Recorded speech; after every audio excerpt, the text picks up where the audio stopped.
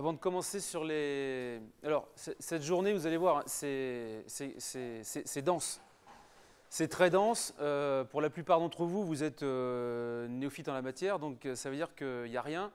Il va falloir amener tout un tas de choses pour arriver à, on va dire, dégrossir. Hein. En une journée, on n'a pas le temps de faire grand-chose finalement, parce qu'il y a beaucoup d'éléments qui sont à apporter avec le langage SysML, et il faut aussi pratiquer, énormément pratiquer. L'objectif finalement d'une journée comme ça de formation, c'est plus de voilà, vous mettre le pied à l'étrier, que vous n'allez pas ressortir en étant archi prêt pour septembre 2013, on est bien d'accord. Hein. C'est vraiment les questions que vous allez pouvoir poser aussi, les interrogations que vous avez par rapport à ce que je vais vous montrer, qui vont vous faire un petit peu cheminer à travers ce langage. L'objectif étant de vraiment démystifier la chose, quoi. Alors c'est vrai que comme ça, au premier abord, le langage SysML, c'est quelque chose qui est un peu l'effet pelleteuse pour enfoncer un clou, quoi. C'est souvent ça sert à rien, etc. Bon, je pense que vous avez dû le sentir peut-être à travers mes quelques mails ou mes interventions. J'en suis un archi convaincu. Moi, je pense que c'est vraiment quelque chose qui est aujourd'hui nécessaire dans la formation, et particulièrement, j'irai peut-être en CPGE. Mais il y a vraiment besoin d'acquérir un nouvel outil plus moderne, par rapport aux systèmes qu'on voit actuellement, qui sont plus intégrés, plus complexes, etc., etc. Donc, il faut bien comprendre que le langage SysML, c'est vraiment pour décrire un système, et on est vraiment sur des systèmes pluritechnologiques complexes. Donc, on ne reste pas sur des... même si dans les laboratoires, on n'a pas des... Enfin, dans les labos de CPG, en tout cas, il n'y a pas de système extrêmement complexe, je dirais. On a en tout cas le défaut en tant qu'enseignant, enfin, défaut, en tout cas, on a un passif, c'est-à-dire qu'on a tous été formés dans des... plutôt de manière calculatoire, je dirais. L'analyse fonctionnelle, moi, j'ai découvert en rentrant dans l'enseignement. J'ai passé un concours comme vous tous, j'étais recruté sur ma capacité finalement à calculer, mais tout ce qui était lié au système, j'ai découvert en arrivant dans l'enseignement. Donc on a quand même cette, je dirais peut-être ce penchant, alors j'accuse personne, hein, c'est simplement une vision des choses. Bon, quand je discute avec des collègues, l'analyse fonctionnelle, c'est, pour beaucoup d'entre eux en tout cas, hein, un petit peu le mauvais moment à passer, qu'on va dire. Le truc qui n'est pas vraiment... Voilà. Bon, il faut que le langage SysML, j'espère en tout cas, soit vraiment un langage sur lequel vous allez vous appuyer et qui va vraiment vous servir, et aussi les étudiants, à cheminer à travers cet enseignement technique que vous dispensez en CPGE. Alors avant de commencer, c'est souvent le prérequis que je demande aux participants, c'est d'avoir un a priori positif sur le langage. Alors, parce que si on n'a pas ça, on va rejeter en bloc le langage en disant, voilà, c'est vraiment, c'est quoi cette usine à gaz, ça sert à rien, etc., etc. Il faut vraiment, d'une certaine manière, être convaincu à minima de ça, sinon c'est plus compliqué, immanquablement. Et sur le langage SysML, laissez-vous du temps pour ça diffuse. Pour la compréhension. Là, ici, aujourd'hui, vous allez avoir trop d'éléments, c'est clair. Hein, une journée, c'est vraiment... ça mériterait pratiquement, sur le diagramme des exigences, par exemple, 1 ou 2 journées à lui tout seul, par exemple. La machine d'état, ça mériterait, elle aussi, peut-être une journée, si on cherche un peu à approfondir, pour avoir une sensation de maîtrise du sujet. Donc, au total, si on regarde bien, il faudrait 1 à 2 semaines, on rêve, hein, évidemment, de formation sur un sujet aussi vaste que le langage SysML. Donc laissez-vous du temps. Là, aujourd'hui, vous n'allez pas tout comprendre, ça c'est presque sûr. Vous allez avoir trop de choses, il va y avoir des resets réguliers dans votre tête, hein, c'est normal. Moi, c'est pareil, je suis passé par là. Il m'a fallu du temps, du questionnement, et surtout, enfin, je me suis basé en tout cas sur des livres. Alors vous connaissez celui de Pascal Roch, SysML par l'exemple, qui peut constituer déjà une première source d'information. Vous avez aussi quelques ressources sur Internet.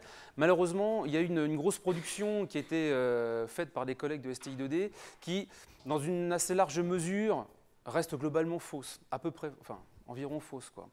Donc, comme on est parti, historiquement, comme on est parti sur le langage SysML en STI2D et qu'il n'y a pas eu de référent particulier là-dedans, beaucoup de collègues sont partis dans des productions SysML, et j'ai rarement vu quelque chose qui soit globalement correct. J'essaierai de montrer des contre-exemples. C'est pas je ne jette pas la pierre aux collègues, attention, hein, c'est comme ça. SysML a été intégrées dans le programme de STI2D. Les formations démarraient un peu plus tard, donc bon, voilà, forcément, le début est un peu difficile, on va dire. Hein. Et vous avez aussi les livres qui traitent du UML. Alors, UML n'est pas au programme, mais enfin, diagramme de cas d'utilisation, diagramme de séquence, diagramme de bloc, c'est un diagramme de classe en gros. Hein. Qu'est-ce qu'il y a d'autre aussi diagramme d'activité. Tout ça, ce sont les diagrammes issus du UML. Et ça, à travers. Enfin, moi, j'ai quelques livres UML que je garde qui me permettent de travailler le diagramme d'activité, par exemple, à partir d'un livre UML. Ça ne pose aucun problème. D'accord ? Donc, entourez-vous de livres si vous pouvez pour parfois vous donner un support. Parce que s'il n'y a que le livre de Pascal Roch sur SysML et rien d'autre, avec des ressources qui sont souvent pas très correctes, voire archi-fausses sur Internet, ça va être difficile de s'en sortir avec ça. Hein. Donc, les livres UML sont une bonne base aussi d'apport au niveau des connaissances. OK là-dessus ? Oui.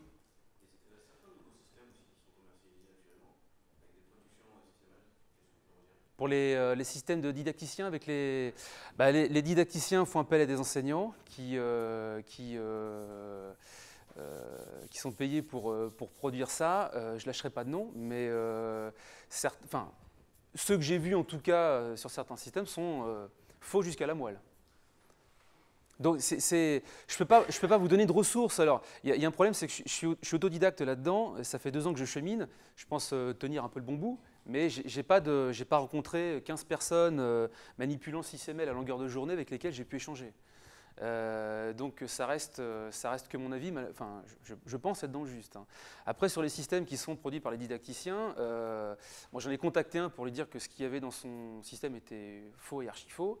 Il a redemandé aux collègues qui l'avaient fait de le refaire, ce qui est bon, c'était la même mélasse, mais vu d'un autre côté. Voilà, ça s'arrêtait là. Donc je trouve dommage effectivement que les didacticiens ne soient pas plus investis là-dedans, quoi. Enfin, fassent pas plus attention, mais ils font confiance à l'éducation nationale automatiquement. Donc pour l'instant, je n'ai pas d'exemple. Je ne dis pas qu'ils sont tous faux, attention, on est bien d'accord. Hein. Après, je n'ai pas vu toutes les ressources sur Internet, mais en tout cas, ce que je vois en règle générale, c'est pas bon. Pas dans l'esprit, on va dire. Après, on n'est pas en train de former aussi des ingénieurs en ingénierie système. C'est aussi autre chose.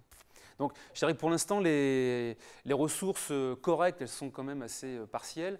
Il y a un groupe au niveau national qui travaille, dont je fais partie, qui travaille avec l'AFIS, l'Association française d'ingénierie système, qui est en train de mettre au point un document de référence vraiment intéressant. Un kit de formation, entre guillemets, pour faire vivre, on va dire, l'ingénierie système à travers le langage SysML avec ça. Et puis, un exemple validé, on va dire, par l'AFIS, c'est ce qu'on a demandé à cette association, parce que si on fait émerger SysML dans l'éducation nationale avec que des ressources éducation nationale, il y a un problème. Donc l'AFIS, elle vient en support à ce niveau-là. Fin du travail, a priori, fin 2013. Début de la dispersion du résultat, début 2014, a priori. Voilà. Donc, mais voilà, ça reste assez modeste au niveau des ressources. OK là-dessus ? Donc, positivons. Pensons bien que le langage SysML va nous servir à quelque chose, d'accord ? Et la démarche d'aller se dire, voilà, à quoi ça sert ? Il faut quand même voir que le SysML, alors l'INCOSI, hein, c'est International Council of System Engineering, c'est eux qui sont dépositaires qui mettent au point les spécifications SysML. Dans ce groupe-là, il y a dans cette association-là, il y a des grands groupes. Donc ça veut dire que ce qui est produit au niveau du langage SysML, ce n'est pas un truc de farfelu pondu par un chercheur au fin fond de sa campagne. C'est quelque chose qui est reconnu au niveau mondial, d'accord ? Avec des grosses boîtes qui prennent part, IBM et d'autres, qui participent à cette élaboration. Donc la question, il faut garder à l'esprit que c'est vous qui allez aller vers ce langage en tentant de comprendre les différents concepts qui sont présentés à travers tous les diagrammes qu'il peut y avoir. Voilà. D'accord là-dessus ? Bon. Aux dernières nouvelles, je ne sais pas si vous les avez, moi, des nouvelles que j'ai, normalement, vous avez a priori maintenant dans le programme de CPGE tous les diagrammes de SysML qui sont inclus dedans. Il n'y a pas de choix de réaliser. Alors, à confirmer, hein, je dis bien. C'est un mail de Claude Berman que j'ai reçu qui me le disait, donc a priori, voilà. Donc ça veut dire qu'il n'y a pas de choix sur les diagrammes qui a été posé. Il y en a 9. les 9 font partie de votre enseignement. Oui. Non. Par mail, vous voulez dire? Ah, je sais pas. Si, on a le... Non, non, on a... on a... Est-ce qu'on a Internet? A priori, si. C'est le Wi-Fi ou Oui. Wi-Fi invité, c'est ça? Oui, c'est pas ça. Ah bah si, moi je veux bien, mais est-ce que c'est... Est-ce que vous l'avez demandé, c'est ça? Moi, non, non. Ouais, mais vous avez demandé quoi exactement? Eh ben qu'on puisse savoir que c'est Internet, c'est tout, Ah ouais. à travers le Wi-Fi. Et vous pouvez me donner le nom de la personne qui a organisé Je sais pas, vous donnez Franck Blachek? Blachette? Franck Blachek, ouais. Ok. Bah, apparemment, là, j'ai accès à Internet, là. Ouais. Eh ben, il faut que je vérifie. Où est-ce qu'il est mon navigateur de test? Ouais, ça, c'est pas écrit, ça.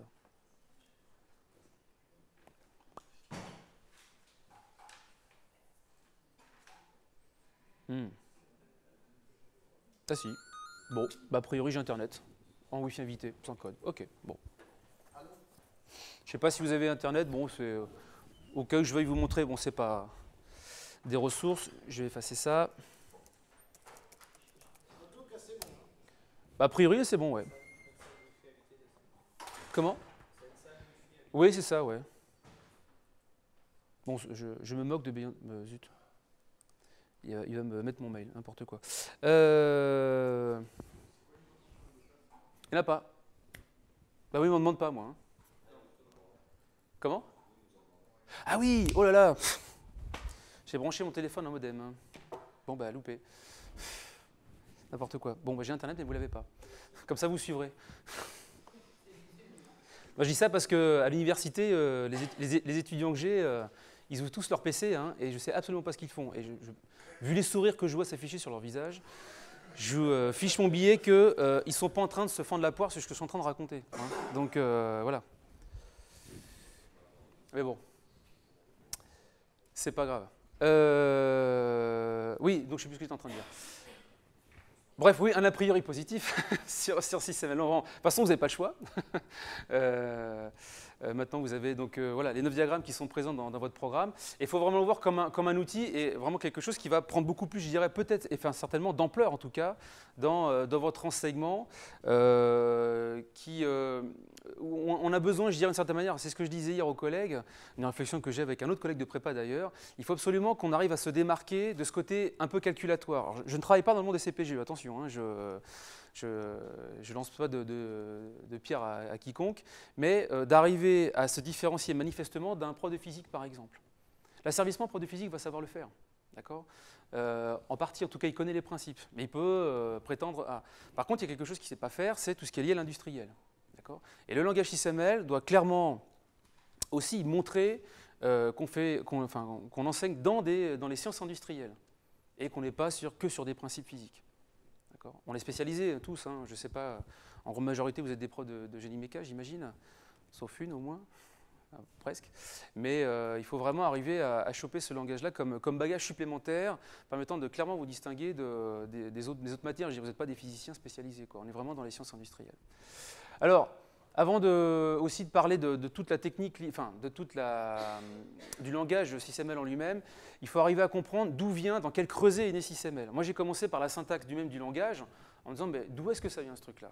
Alors, avant de parler du langage SysML, il faut comprendre ce qu'est l'ingénierie système. Et c'est ça qui est très important comme contexte et qu'il faut aussi expliquer à vos élèves. J'ai bien expliqué, hein. On n'est pas là pour enseigner l'ingénierie système en tant que telle. Il faut absolument comprendre ce qu'est l'ingénierie système pour arriver à comprendre d'où vient SysML.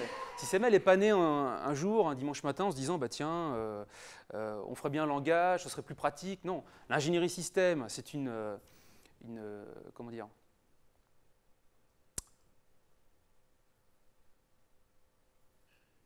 une pratique d'ingénieur qui vous permet de mettre au point, dans les délais, de coûts, de temps, un système complexe, pluritechnologique. Il y a longtemps qu'on envoie des fusées dans l'espace, hein, ce n'est pas le problème. mais on n'avait pas SysML à l'époque. Mais l'ingénierie système, c'est quelque chose qui intègre tout un tas de choses pour arriver à maîtriser l'ensemble des corps de métier participant à un projet. C'est vraiment très important. Et c'est de là qu'est né SysML, c'est-à-dire qu'on a eu besoin, à un moment donné ou à un autre, de passer à l'outil informatique avec des langages graphiques. Et SysML, à l'aide un petit peu sur la planche d'appel du ML, a été créé à ce niveau-là. Donc pour l'instant, SysML, ça reste un langage qui est quand même relativement jeune. Je crois qu'il est paru, la version 1 a dû paraître en 2006, je crois, donc ça fait que 7 ans. Et à la question, est-ce que les industriels l'utilisent, je vais répondre oui et non. Réponse de Normand. Est-ce qu'il y a une vague déferlante du langage SysML chez les industriels? Non. Pour l'instant, ça reste encore, je dirais, ponctuel. Les PME, vous voyez bien comment ça marche, hein. Les PME, généralement, elles n'ont pas le temps d'investir du temps dans la conception, enfin, ou très peu, ou la documentation des systèmes. Donc, ce n'est pas au niveau des PME qu'il va y avoir. Alors, ça dépend desquels. Si on est sur quelque chose de très technologique, de très pointu, il y a besoin de beaucoup de spécifications, de ne pas se tromper, etc. Bon, là, d'accord. Mais bon, moi, personnellement, en BTS deuxième année, si je vais dans des PME pour aller chercher des projets, c'est assez... il y a du bricolage parfois, hein. Même la documentation elle-même du système, elle n'est pas à jour. Ça m'est déjà arrivé. Il y a un enjeu à ce niveau-là. Je prends l'exemple d'un collègue qui intervient dans une boîte pour les aider à retrouver des schémas électroniques qu'ils ont perdus. Parce que l'électronicien, le seul qui était présent dans la boîte, est parti et il n'a pas laissé de documentation de ce qu'il a fait. Comme le reste de ses collègues ne sont que des mécaniciens, problème. Donc il y a un enjeu à ce niveau-là, à documenter un système à travers ce langage, enfin celui-là ou un autre à la limite, mais là on travaille ici avec SysML. Donc dans les PME, ce n'est pas là où on va trouver évidemment le plus souvent SysML, c'est plutôt dans des grands groupes, dans des grosses boîtes. Valeo, ou si je prends Alstom Transport par exemple, travaille avec SysML. De ce que m'ont dit les revendeurs d'Artisan Studio, parce que je les questionnais à ce niveau-là, ils me disaient que Alstom Transport donnait les spécifications de leur système sous forme de diagramme SysML aux sous-traitants. Donc voilà, il y en a qui l'utilisent, c'est une question de choix évidemment. Moi je suis convaincu et je suis persuadé que ça a vraiment une grande utilité. Maintenant voilà, ça demande un certain investissement et c'est vrai qu'au départ, le langage SysML, c'est pas en 2 jours que vous allez le connaître et le comprendre. C'est au bout de quelques semaines, mois. Honnêtement, avec tout ce que vous avez à faire et ce nouveau programme-là, il faut vous laisser, je dirais peut-être 2-3 ans avant d'arriver à bien maturer quelque chose. C'est long, à moins que vous investissiez ça tout de suite, hein, ce n'est pas un souci, mais vu tout ce que vous avez à mettre en place, ça va demander du temps à tout comprendre, hein, vraiment tout comprendre. Bon, voilà, donc soyez doux avec vous, je dirais, ça va venir, mais il faut vraiment se laisser du temps. Alors, l'ingénierie système, voilà, donc ça c'est une citation que je tiens de la FIS, hein, c'est vraiment une introduction à l'ingénierie système. Je n'ai pas du tout envie de passer trop de temps là-dessus, je sais pas l'enseigner, on va dire, je vois ce que c'est, mais c'est tout. Ça, c'est un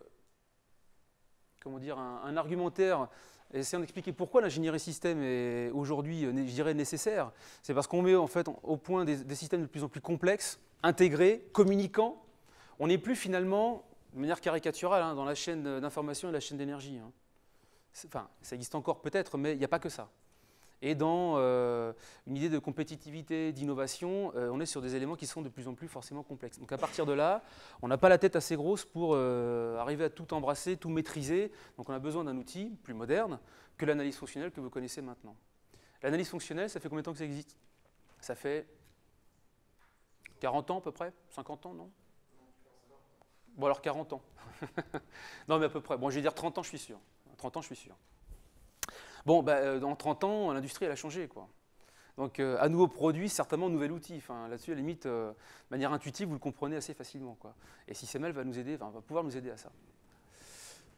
Alors, l'intérêt de l'ingénierie système, c'est d'arriver, au final, à respecter le plus possible, ce que j'ai dit tout à l'heure, les délais. Bon, c'est du texte que je lis pas, hein, c'est vraiment la présentation, je pourrais la distribuer après, c'est à titre d'information et à titre d'introduction du langage, mais c'est d'arriver absolument à fédérer tous les corps de métier présents au cœur d'un projet pour tenir les délais et tenir les coûts.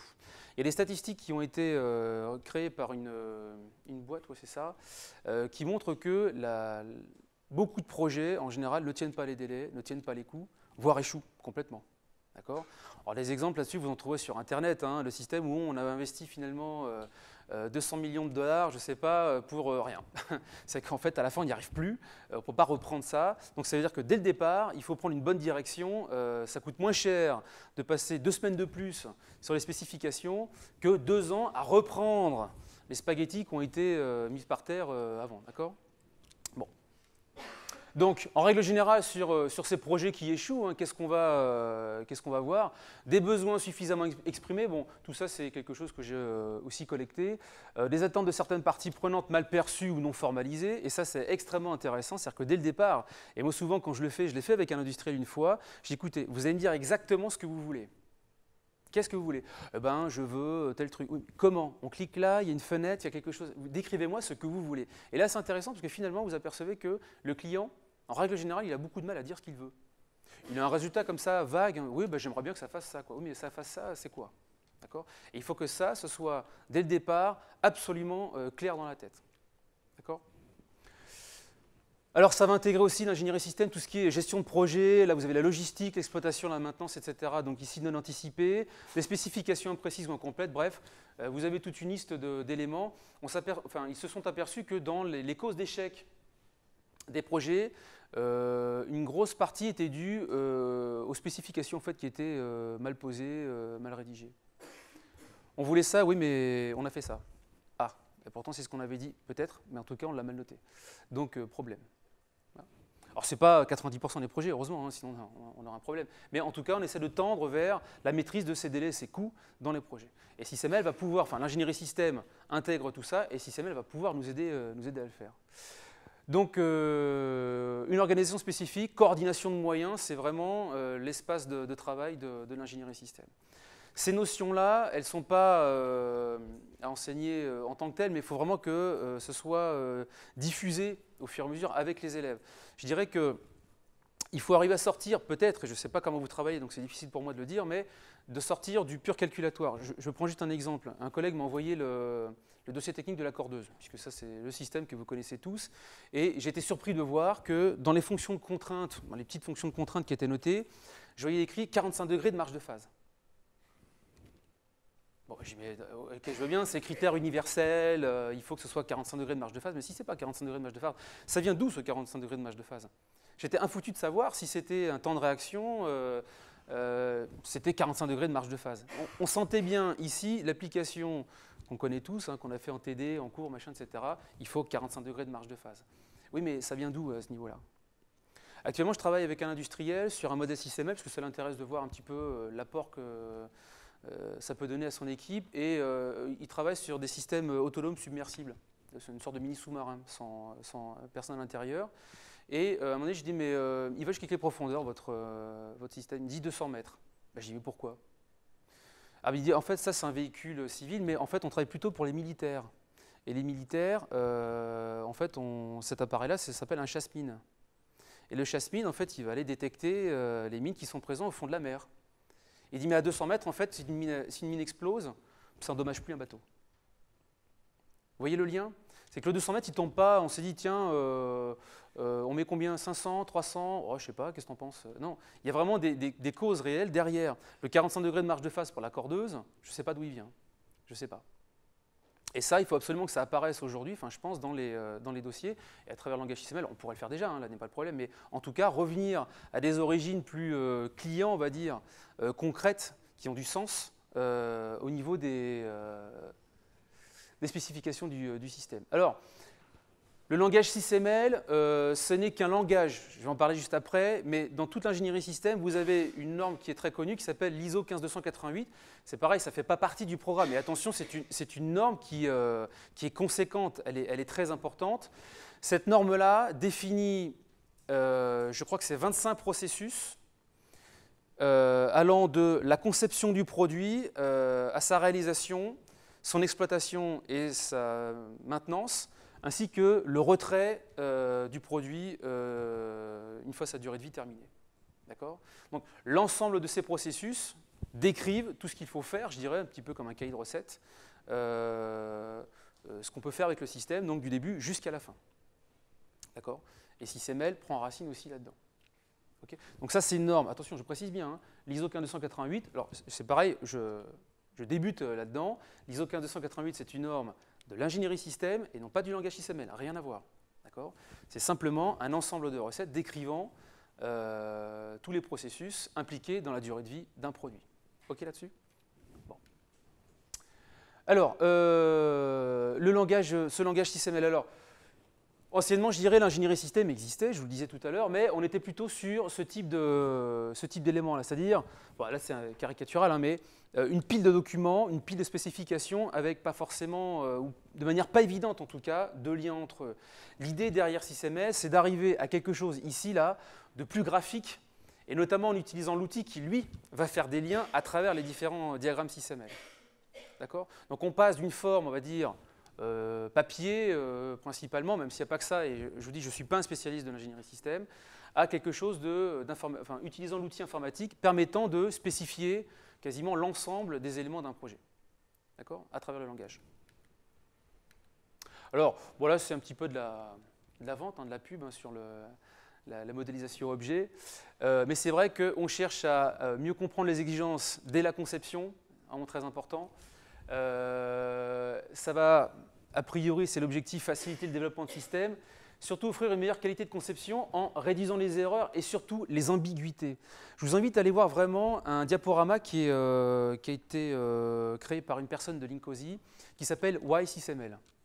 Tapez dans Google, vous mettez Why SysML, vous allez tomber, la première ligne, c'est son PowerPoint. C'est un diaporama où dedans, c'est vraiment pertinent et c'est exactement ce que je pense. Il y a un slide notamment où il met que SysML, c'est de la communication. Et c'est ça qui est important, entre autres. Donc on va documenter l'architecture, le comportement d'un système, comment il interagit aussi, à travers ce langage, éviter les ambiguïtés. Par expérience, moi quand je le fais avec mes étudiants de BTS en deuxième année, si on discute de quelque chose, on est bien clair sur ce qu'on a dit. Oui, oui, oui, oui, je viens la semaine d'après, c'est la théorie du chaos. C'est parti à droite alors que moi je pensais à gauche. D'accord? Donc aussi étrange que ça paraisse, la discussion, la non-formalisation des choses entraîne quasi systématiquement des erreurs. C'est immanquable. D'accord, dans les conduites de projet. Donc là, c'est vraiment cette réduction des ambiguïtés. Bon, et ici, une représentation plus complète. J'espère qu'à travers ça, vous verrez que entre l'analyse fonctionnelle que vous utilisiez et tous les diagrammes SysML que vous allez aussi utiliser, il y a un saut, quoi. Il y a certainement une dimension différente, hein, clairement. D'accord. Alors, ici, voilà, dans un projet, c'est aussi pour montrer que dans l'ingénierie système, vous avez un nombre de parties prenantes conséquentes qui prend place au sein du projet. Vous avez les concepteurs, vous avez les vendeurs, vous pouvez avoir le transport, vous pouvez avoir tout un tas de choses qui vont intervenir dans la mise au point d'un système complexe. D'accord ? Donc c'est pour ça que là, il ne faut pas oublier, alors on ne le fera pas, hein, mais il y a aussi du sens à apporter à travers notamment un modèle économique, le marché qui va avec. Enfin, tout ça, ça rentre en ligne de compte. Nous, on va utiliser principalement, évidemment, SysML sur la partie technique, ça c'est sûr. Voilà. Cette image-là, elle est là surtout pour vous montrer que SysML va pouvoir intervenir à différents niveaux. C'est-à-dire que vous allez pouvoir, alors quand on est sur un langage de modélisation système, on est forcément au-dessus des cœurs de métier. Génie méca, génie électrique, enfin, génie thermique, fluidique, je ne sais pas, peu importe. Le langage va vous permettre de modéliser quelque chose soit de manière plutôt grossière, soit quelque chose de vraiment très fin, en descendant très bas dans la conception, donc, au niveau architectural. Donc SysML peut intervenir à tous les niveaux, et c'est vous qui allez choisir le niveau de détail que vous voulez mettre dans vos diagrammes. Vous avez entière liberté là-dessus. SysML n'est qu'un outil, vous êtes maître de votre modèle. Vous donnez la présentation que vous voulez de ça. Vous n'êtes pas obligé d'utiliser les 8 diagrammes à chaque fois. Ce n'est pas nécessaire. S'il y en a un qui n'est pas pertinent, la machine d'état, j'en fais rien avec ce système-là, eh bien vous ne l'utilisez pas, ce n'est pas grave. D'accord ? Donc ne vous dites pas sur un système de labo, quand je vais produire un modèle SysML, il faut que j'en fasse 40 pages. Ce n'est pas nécessaire. C'est pas nécessaire. Bref, bon, je passe sur ça, hein, la modélisation, vous pouvez modéliser tout et n'importe quoi. bon, je passe, nous on va surtout utiliser SysML pour la partie technique. Alors, ouais, je reviens très rapidement sur UML. Alors vous connaissez au moins ce nom-là, évidemment. Hein. Donc l'UML2, on va dire, c'est un langage de modélisation qui au départ était aussi prévu pour les systèmes et pas que l'informatique. Malheureusement, ça reste encore quelque chose de trop orienté informatique. Et puis dans UML, vous avez 13 ou 14 diagrammes, je crois, ce qui est énorme, ce qui est vraiment très conséquent, donc pas forcément utile. Mais c'est vrai que c'est là-dedans qu'ont été puisés tous les éléments pour le langage SysML. Parce que par nature, il y a déjà un petit moment maintenant, un logiciel en tant que tel, c'est quelque chose déjà de complexe. D'accord ? Par expérience aussi, si je donne un tout petit projet des étudiants, une petite fenêtre avec des choses à faire, s'ils n'ont pas de méthode ou s'ils n'ont pas une vision architecturée de la chose, ils sont très confiants au départ. Hein, et très rapidement, ils aboutissent à du code spaghetti, c'est-à-dire quelque chose qui est d'un bloc, qui est non évoluable, qui est buggé et qui ne marchera pas au final. Une seule personne, ça va... Donc c'est pour ça qu'UML a été conçu, ça fait déjà maintenant un petit moment, hein, bon, je passe sur l'historique, et des éléments ont été piochés là-dedans parce qu'on a extirpé, on a sorti un petit peu UML de l'ingénierie logicielle pour qu'elle arrive dans l'ingénierie système. Maintenant, ça a été un peu épuré, hein, puisque vous le savez, vous avez en gros 9 diagrammes, et un dixième pour les allocations, mais 9 diagrammes qui composent SysML. Bref, oui, alors, bon, ces termes-là, si vous les connaissez, les classes, les objets, l'héritage, tout ça, c'est du logiciel. Bon, diagramme de bloc, ça reste un diagramme de classe pratiquement, hein, c'est du copier-coller. Certains ont été gardés tels quels, diagramme de cas d'utilisation, diagramme de séquence, mais d'autres ont été évacués pour se centrer vraiment sur le système, uniquement ça. Alors, SysML, qu'est-ce que c'est? Ce n'est qu'un langage, d'accord? C'est une boîte à outils dont vous faites ce que vous voulez. Point. C'est uniquement ça. Ce langage vous permet de prendre tout un tas de choses en compte. Alors, rassurez-vous, ce que je vous dis là, ce n'est pas enseigné aux étudiants, on est bien d'accord. Hein. C'est vraiment juste une introduction, c'est pour planter le cadre, on va dire, du langage. C'est vrai que moi, au départ, quand je voyais ça, il prend la conception, la vérification, bref, tout un... Je me dis, mais qu'est-ce qu'on est en train de faire là? Qu'est-ce que je vais tirer de ça? Alors, ça va se dégager au fur et à mesure des diagrammes qu'on va voir.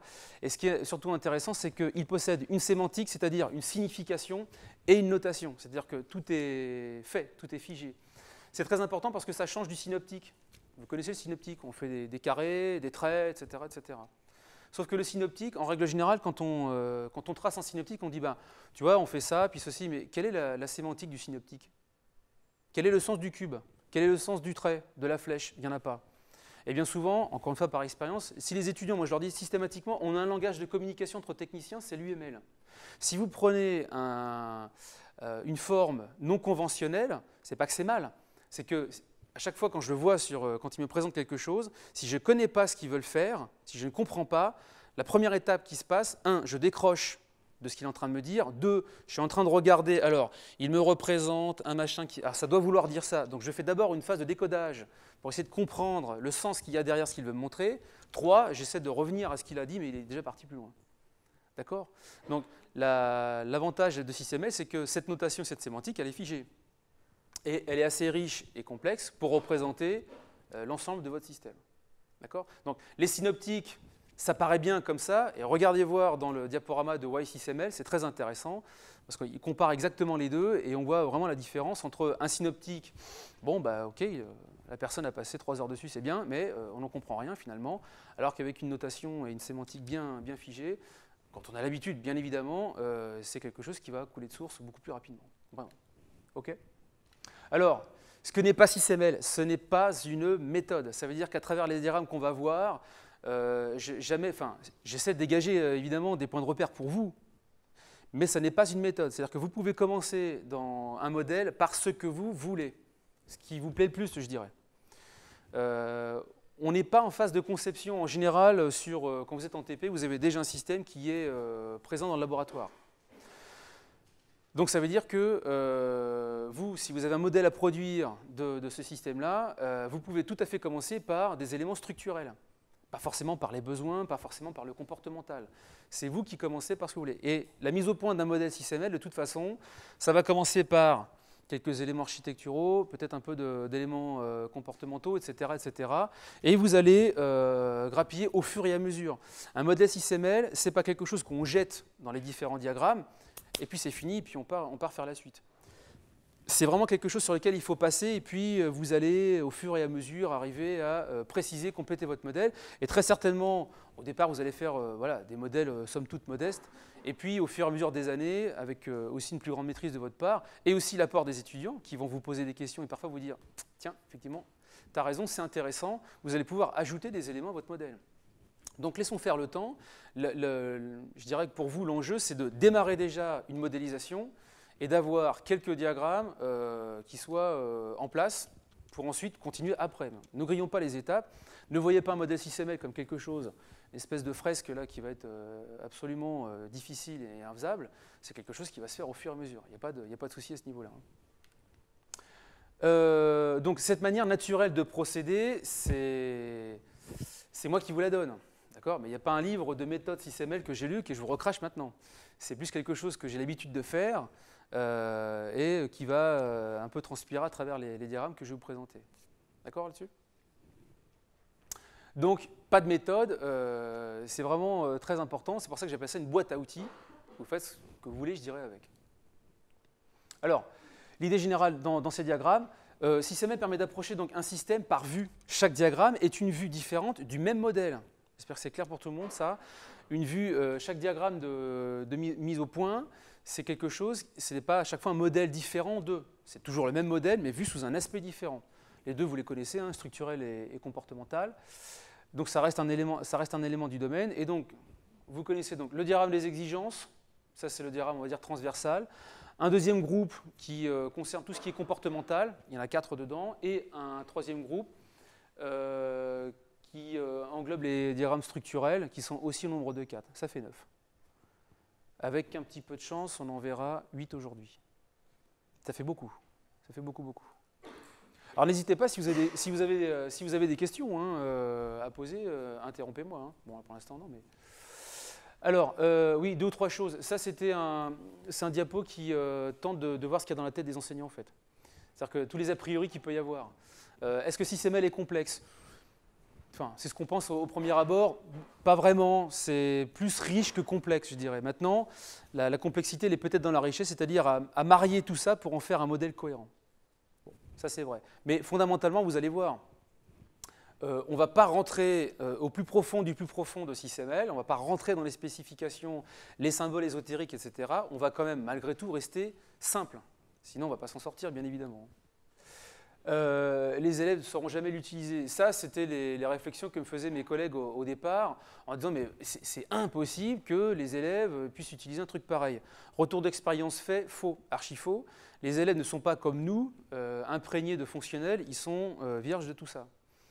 Et quand on donne à des élèves quelque chose à compléter ou quelque chose à modifier, eux, ils prennent le logiciel, ils ne se posent absolument aucune question. Et ça marche très très bien. Au contraire, les retours sont très positifs à ce niveau-là. Donc, vous, évidemment, ici, vous allez vous manger, on va dire, ce langage-là d'un seul coup. Donc, c'est un peu violent, la charge est un peu violente. Mais dans votre enseignement, quand vous allez distiller ça pendant 2 ans, les élèves, ils ne vont pas se poser plus de questions que ça. Ça, c'est un diagramme de bloc, ça représente les différents éléments du système. OK, on passe à la suite. OK, sur les liens, ils ne vont pas forcément être très pertinents, ça ne serait peut-être pas dans le bon sens, mais ça, ce n'est pas grave. On ne cherche pas non plus à en faire des ingénieurs système déjà au bout de 2 ans ou même au bout de 6 mois, on est bien d'accord. C'est quelque chose qui va s'insuffler avec le temps. Donc les élèves vont tout à fait savoir l'utiliser, et surtout que l'outil informatique, alors, personnellement, j'utilise Magic Draw, c'est un choix purement personnel, parce que je trouve qu'il est très ergonomique et il produit de très beaux diagrammes. On en reparlera après. Ça ne sert à rien, j'espère vous avoir dit que non, j'espère vous avoir convaincu que non, mais sur une ampoule, alors j'ai déjà vu de l'analyse fonctionnelle sur une ampoule, bon, alors c'était peut-être à but pédagogique, mais évidemment ça ne sert pas à grand-chose. Donc là, il faut vraiment que ce soit un support pour les étudiants. Alors sur le TP de la cordeuse notamment, c'est un peu l'objectif, c'est que les élèves de CPGE, en règle générale, moi je ne les connais pas, mais c'est ce qu'on m'a dit, ont pratiquement aucune culture technologique. Donc ça veut dire que quand ils vont prendre en main les premiers systèmes, ils ont très peu de base, on va dire, là-dedans. Et donc de cheminer à travers un système, c'est très compliqué. Déjà, si on prend la cordeuse, il y a quoi là-dedans? Et si vous prenez quelques diagrammes, notamment le diagramme de bloc, en éliminant éventuellement tout ce qui n'est pas nécessaire, si vous prenez le diagramme de séquence après une ou deux explications, vous avez, à mon avis, je pense, quelque chose de très lisible, sans rentrer dans les détails, qu'un étudiant va savoir, à mon avis, décoder assez rapidement pour s'y retrouver, à minima, je dirais, dans ce système. D'accord? J'y arriverai jamais, ouais. C'est un peu le prof catastrophé en se disant mais qu'est-ce que c'est que ce machin, c'est énorme, c'est vrai, c'est assez conséquent, je pense que ça va prendre une assez grosse place dans votre enseignement, je pense plus que la fonctionnelle, sinon ça ne va pas servir à grand chose, mais je vous rassure, vous allez tous y arriver sans problème. Par contre il faut du temps, donc laissez-vous du temps. Donc au fur et à mesure de la journée, vous allez voir qu'il va y avoir des apports, vous allez avoir un petit peu tendance à être assommé par tout ça. Mais voilà, il faudra après ça, ce soir, regarder un film, boire un coca, une bière ou un thé, ce que vous voulez, et puis passer à autre chose. Il faut laisser les choses mûrir, pas de souci. Mais ça va se faire. C'est les allers-retours successifs, l'enseignement c'est ça. Apprendre, c'est mémoriser aussi. Donc bon, c'est pas en une fois que vous allez le faire. Les utilisations pédagogiques, là-dessus, moi j'ai proposé un TP sur la cordeuse qui est déclinable a priori sur tout un tas de systèmes.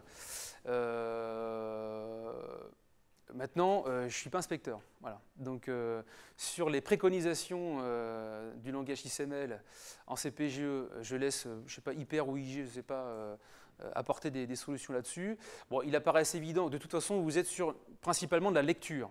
Donc, il faut que ces diagrammes-là soient instillés au fur et à mesure dans tous vos TP, voire cours éventuellement. En restant à chaque fois avec objectif de rester, si possible, simple. Quand je dis ça, je pense notamment aux machines d'état, par exemple. On voit sur Internet parfois des machines d'état, c'est une constellation. On n'y comprend strictement rien. Donc évitez de faire des choses qui soient vraiment trop complexes. Je pense que les systèmes que vous avez dans les labos ne méritent pas ça. En règle générale, ça reste quand même globalement des systèmes relativement simples. À notre niveau, je veux dire. D'accord ? Bon, maintenant, on va chercher à insuffler quelque chose à travers ça. Alors, je crois que dans les... on est encore sur un projet de programme. Le programme n'a pas encore été publié. C'est un projet de programme. Donc, il a été publié ? Je crois que c'est encore un projet de programme. Donc, aux dernières... Comment ?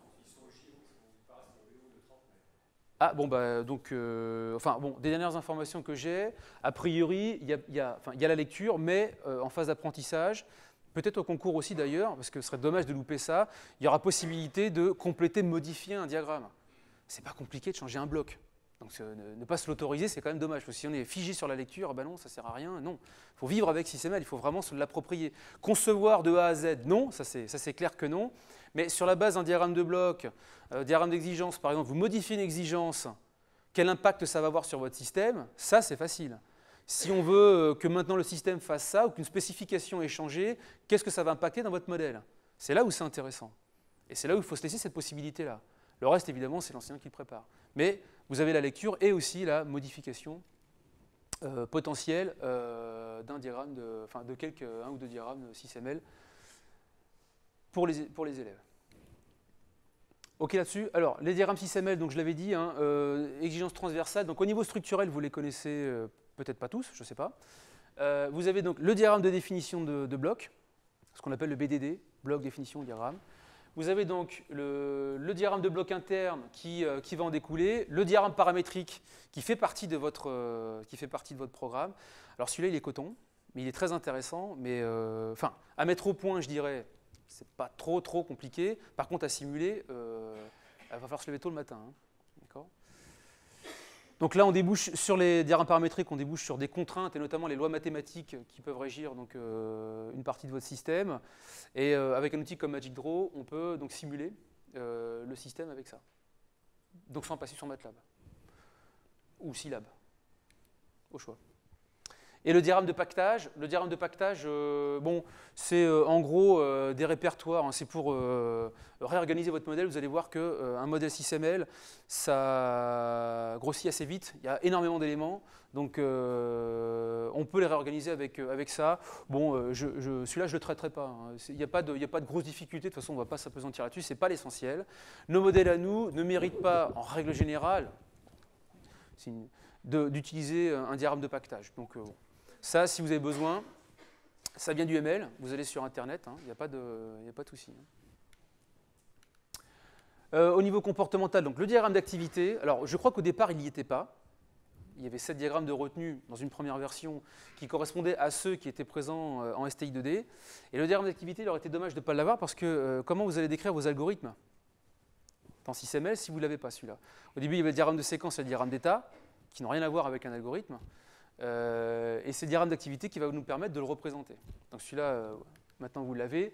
Le diagramme de séquence, le diagramme d'état, et puis le diagramme de cas d'utilisation, qui fait partie aussi des diagrammes comportementaux. OK là-dessus?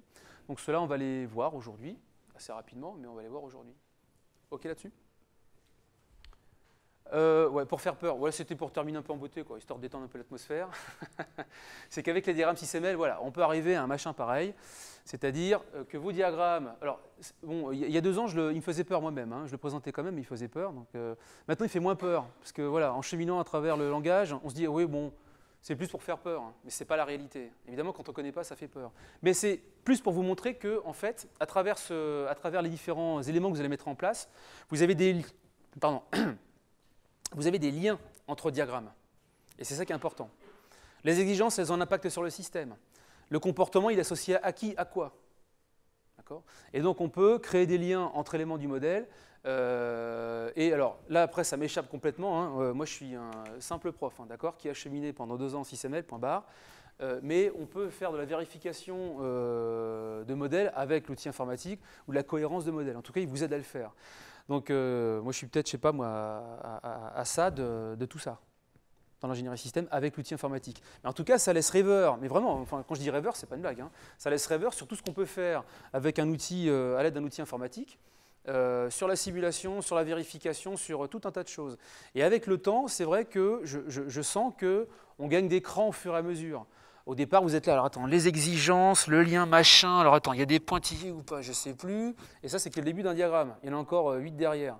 Donc là, vous allez vous dire, mais je ne vais jamais y arriver, ce n'est pas possible. Et puis, c'est comme tout, ça va se faire.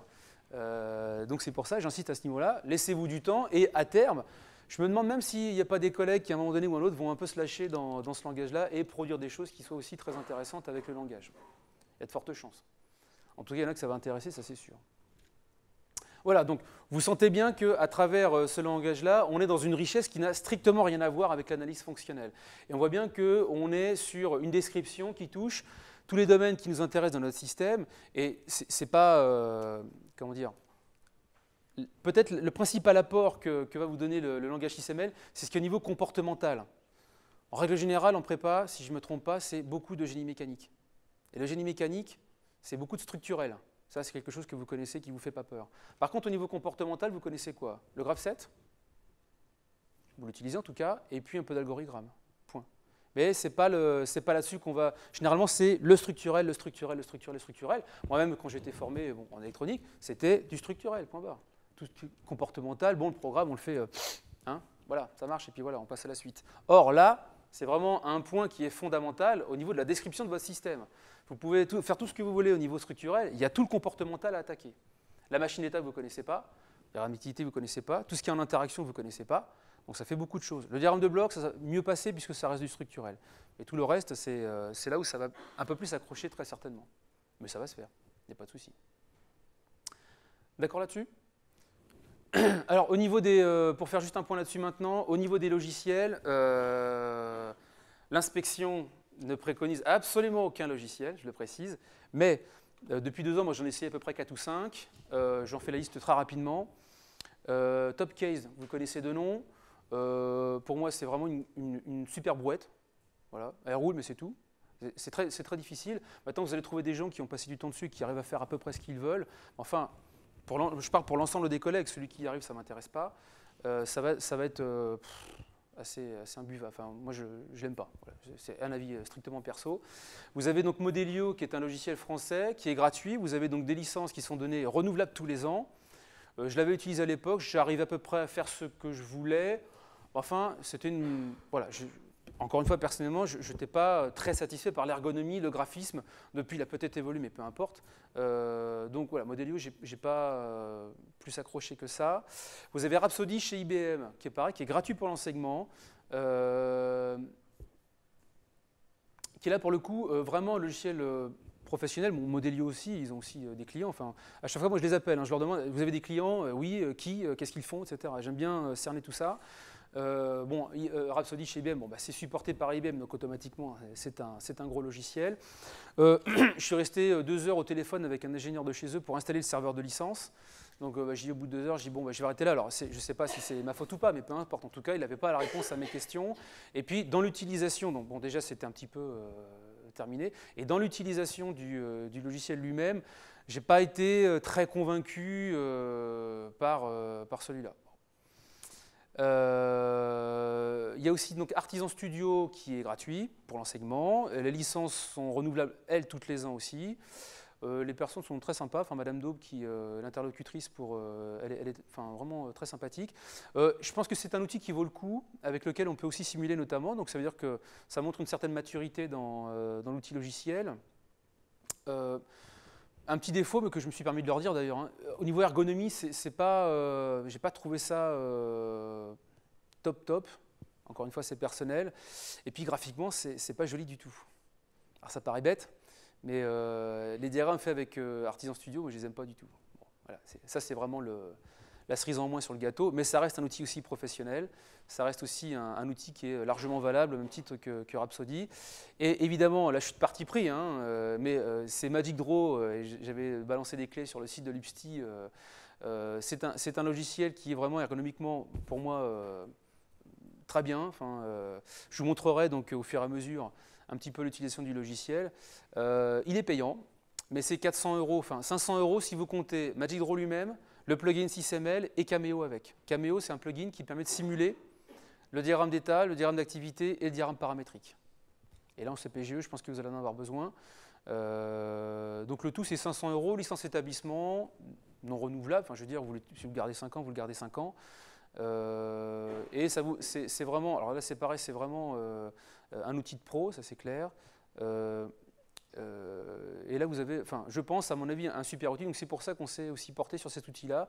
La question étant d'avoir quelque chose de vraiment ergonomique, facile entre guillemets à utiliser, comme n'importe quel outil de pro, hein, c'est pas du paint. Hein. Il faut aller chercher dans les options et apprendre à l'utiliser. Si moi vous me donnez SolidWorks, quand j'ai commencé il y a quelques mois, voilà, chercher les boutons et chercher ce qu'il fallait faire. Maintenant je fais des cubes, je fais des boules, je fais des cylindres, tout ça. J'utilise l'assistant de perçage. Bon, c'est rigolo, mais j'ai aussi mon temps d'apprentissage, comme vous l'aurez sur Magic Draw. Donc je vais essayer d'utiliser Magic Draw pour vous montrer, alors rapidement ça va assez vite, hein, le temps passe très vite, vous montrer après chaque diagramme une phase d'utilisation de Magic Draw, histoire de casser les rythmes déjà, et puis aussi de vous initier cet outil-là et de vous montrer des possibilités. Et donc certaines sont très intéressantes puisque vous allez pouvoir intégrer dans votre modèle informatique d'autres documents type Word, PDF, SolidWorks, etc., etc. Donc on va pouvoir faire converger vers un modèle 6ML à l'aide de l'outil informatique tout un tas d'éléments et donc préparer un modèle complet pour faciliter, je dirais, l'activité de vos élèves. OK là-dessus? Ça vous va? Alors surtout, n'hésitez pas à intervenir, hein, sinon ça va être chiant hein, toute la journée. Hein, d'accord? Donc non, il faut absolument faut que ça reste vivant. Les questions sont les bienvenues. Hein. Il n'y a pas de... Moi, c'est ce que je dis à mes élèves et mes étudiants, je suis là pour répondre aux questions. Je ne suis pas là pour... Sinon, on filme et puis après, on balance ça. Puis une fois, je leur ai dit en plein cours, j'ai dit, vous savez, je suis là quand même pour répondre à des questions. Ils étaient amorphes, enfin, c'était un peu mois de décembre. J'ai dit, sinon, ce que je vais faire, c'est que je vais faire une vidéo. Je vais venir, je vais les vidéos projeter et je vais aller boire un café. Ça vous va? Ils sont tous mis à rien. Et après, j'ai eu 3 questions. Bon, mais voilà. Bien, commençons par notre premier diagramme. Alors, bon, j'imagine que certains ont lu un petit peu, peut-être. Ouais, je vois le. Bon. Qui a lu le diagramme sur la balance? Alors maintenant qu'il y a tout le monde là, le document sur la balance, donc il y en a. Ah, c'est bien, les 2 tiers. Bon, c'est bien. J'espère que ça dégrossit les choses, parce que ça permet voilà, de faire au moins un pas, après, bon, à voir. C'est toujours pareil, on se dit, ouais, bon, d'accord, je comprends à peu près ce que ça veut dire, vas-y, maintenant, fais-le. Non, non, non, attends, non, non, là, je suis pas prêt, là, par contre, là, faut attendre un petit peu, là. Mais le mieux, hein, c'est de faire. Bon, au début, j'ai commencé sur un stepper, quand c'était encore l'UML, hein, à l'époque, pour le programme de STI2D. J'ai dit un stepper, j'ai dit, tiens, bon, j'ai dit maintenant qu'il y a l'UML, ben, je vais sortir du logiciel, j'essaie de l'appliquer à des systèmes. Impossible de m'en sortir. J'essaie d'utiliser un diagramme de séquence, on verra ça tout à l'heure, pour décrire, en fait, finalement, comment les pièces mécaniques s'articulaient. J'ai dit, mais c'est débile, ce truc, ça marche pas. Ben oui, parce que ça ne s'utilise pas comme ça. Voilà. Mais au moins, je l'ai fait. Au moins, j'ai eu cette expérience-là. Maintenant, je sais que ça ne s'utilise pas comme ça. C'était manifeste.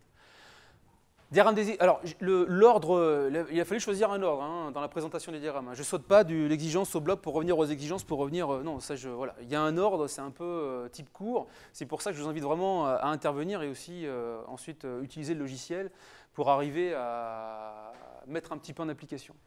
Diagramme d'exigence, celui-là c'est simple, je ne sais pas s'il est simple, mais en tout cas, ce diagramme-là va vous permettre de poser dans votre diagramme tout ce que le système doit savoir faire et tout ce à quoi il est contraint. Tout. Ça, alors, les exigences fonctionnelles, ça vous connaissez, je dirais, pour l'instant. Et tout ce qui est légal, tout ce qui est lié aux normes, ça vous connaissez aussi. Environnemental, technique, pratique, tous les éléments que vous voulez voir satisfaire par le système doit être noté dans ce diagramme-là. Ça, c'est dans la vraie vie. Hein. Nous, on va se limiter à quelque chose de beaucoup plus modeste. Sur la porte de TGV, enfin, je ne sais plus, c'est dans le groupe, là, on m'a dit ça. Sur une porte de TGV, je crois qu'on arrivait je crois que c'était 500 ou 1500, je ne sais plus, mais enfin déjà 500, spécifications différentes. Une porte de TGV, rien que la porte. Je ne raconte pas à pleine vitesse, le joint ne doit pas laisser passer la flotte, etc., etc. Ça va à tous les niveaux. Donc, et c'est ça qui est important, c'est qu'il faut revenir, en tout cas pour les élèves, en le notant là-dedans, il faut revenir à l'origine des éléments. Pourquoi vous avez un moteur d'1 kW? Pourquoi vous avez ceci? Pourquoi vous avez cela? Le pourquoi. Et en donnant ce contexte-là, en le plantant dans un diagramme d'exigence, je pense que vous allez donner beaucoup plus de sens au système que vous présentez à vos élèves, plutôt que de dire, bon, ça c'est, je prends la cordeuse, tiens, on va regarder sur la cordeuse. Quand on a créé le modèle sur la cordeuse, la première chose que je voulais savoir, moi, c'était quelles sont les plages de tension de la cordeuse. Personne n'a su me répondre. Les collègues ne savaient pas. Bon, bah, j'ai fait un test, j'ai dit, OK, ça va être 4 à 40 kg à l'affichage. Bon. Après, je voulais connaître le pas. Je voulais savoir par combien de pas, par pas de 0,1 Newton. Bon, pourquoi? Personne ne le sait. Vous voyez ce que je veux dire? Et ça, pour moi, c'est important parce que ça conditionne, tous ces éléments-là conditionnent la construction de votre système. Alors pourquoi 4 à 40 newtons? Bon, bah, je suis allé sur Internet, c'est ce que je propose notamment dans le TP. Bon, bah, c'est quoi les tensions standards? Bah, il faut faire ce qu'on appelle une analyse du domaine. En gros, se plonger dedans et voir tout ce qui gravite autour de ça. Les tensions de cordage pour les raquettes, c'est grosso modo 25, enfin, entre 20 et 30 kg hein, à la louche pour des raquettes de tennis. Alors pourquoi 40 kg? Pourquoi le 4? Parce que c'est quand même une borne inférieure qui va loin, quoi. C'est parce que j'avais oublié, à un moment donné, j'ai tilté, que c'était aussi pour des cordages de raquettes de badminton. Voilà, donc les cordages de raquettes de badminton tennis, puisque la cordeuse elle est faite pour ces deux trucs-là, conditionnent, plus une marge, certainement qu'on prend, conditionne la capacité de la cordeuse de tendre de 4 à 40 newtons. D'accord? Maintenant, quelle est la raison du choix de, je ne sais pas, je dis voilà, vraiment aujourd'hui, on n'a aucun joueur qui dépasse les 35 kg. Bon, ok, mais on ne va pas s'arrêter à 35, on prend combien? 40, 50, 100 newtons, on va jusqu'à combien? Il y a forcément une décision à un moment donné ou à un autre, peut-être sur l'évolution de la tension des cordages, sur je ne sais quelle raison. Mais il y a forcément un choix qui se pose à un moment donné ou à un autre. Peut être par hasard, mais enfin, bon, on peut prendre 10%, 20% pour arriver finalement. Si on prend 10%, on arrive un peu aux 40 newtons. D'accord là-dessus? Et cette incursion dans le domaine dans lequel on travaille, bon là c'est cordage de raquette, il est à mon avis très porteur de sens et il invite plus, à mon sens, les élèves de manière générale à voir pourquoi on fait ça. Parce que eux, dans l'industrie, souvent, c'est ça y est, là, c'est du concret, là, ça marche bien. Alors nous, non, les profs, c'est chiant, c'est toujours pareil. Bon. Oui. Dans l'industrie, finalement, c'est employé aussi pour définir le cahier des charges. Oui, non, mais alors ça, voilà, le diagramme d'exigence, c'est là-dedans que vous allez trouver votre cahier des charges. Alors là, le diagramme d'exigence, ben, Alors, pour une large part, hein, j'ai repris des éléments du livre de Pascal Roch. Je ne vais pas réinventer la poudre, que je tente d'expliquer. Là, c'est vraiment pour montrer et voilà, provoquer aussi les questions. Donc, le diagramme d'exigence, c'est tout simplement ça. Donc, dans un premier temps, ce que je vous encourage de faire, c'est ça. Quand vous commencez un modèle SysML, si possible, essayez d'ouvrir tout de suite un diagramme d'exigence. Pourquoi? Parce que moi, c'est pareil, ça m'arrive.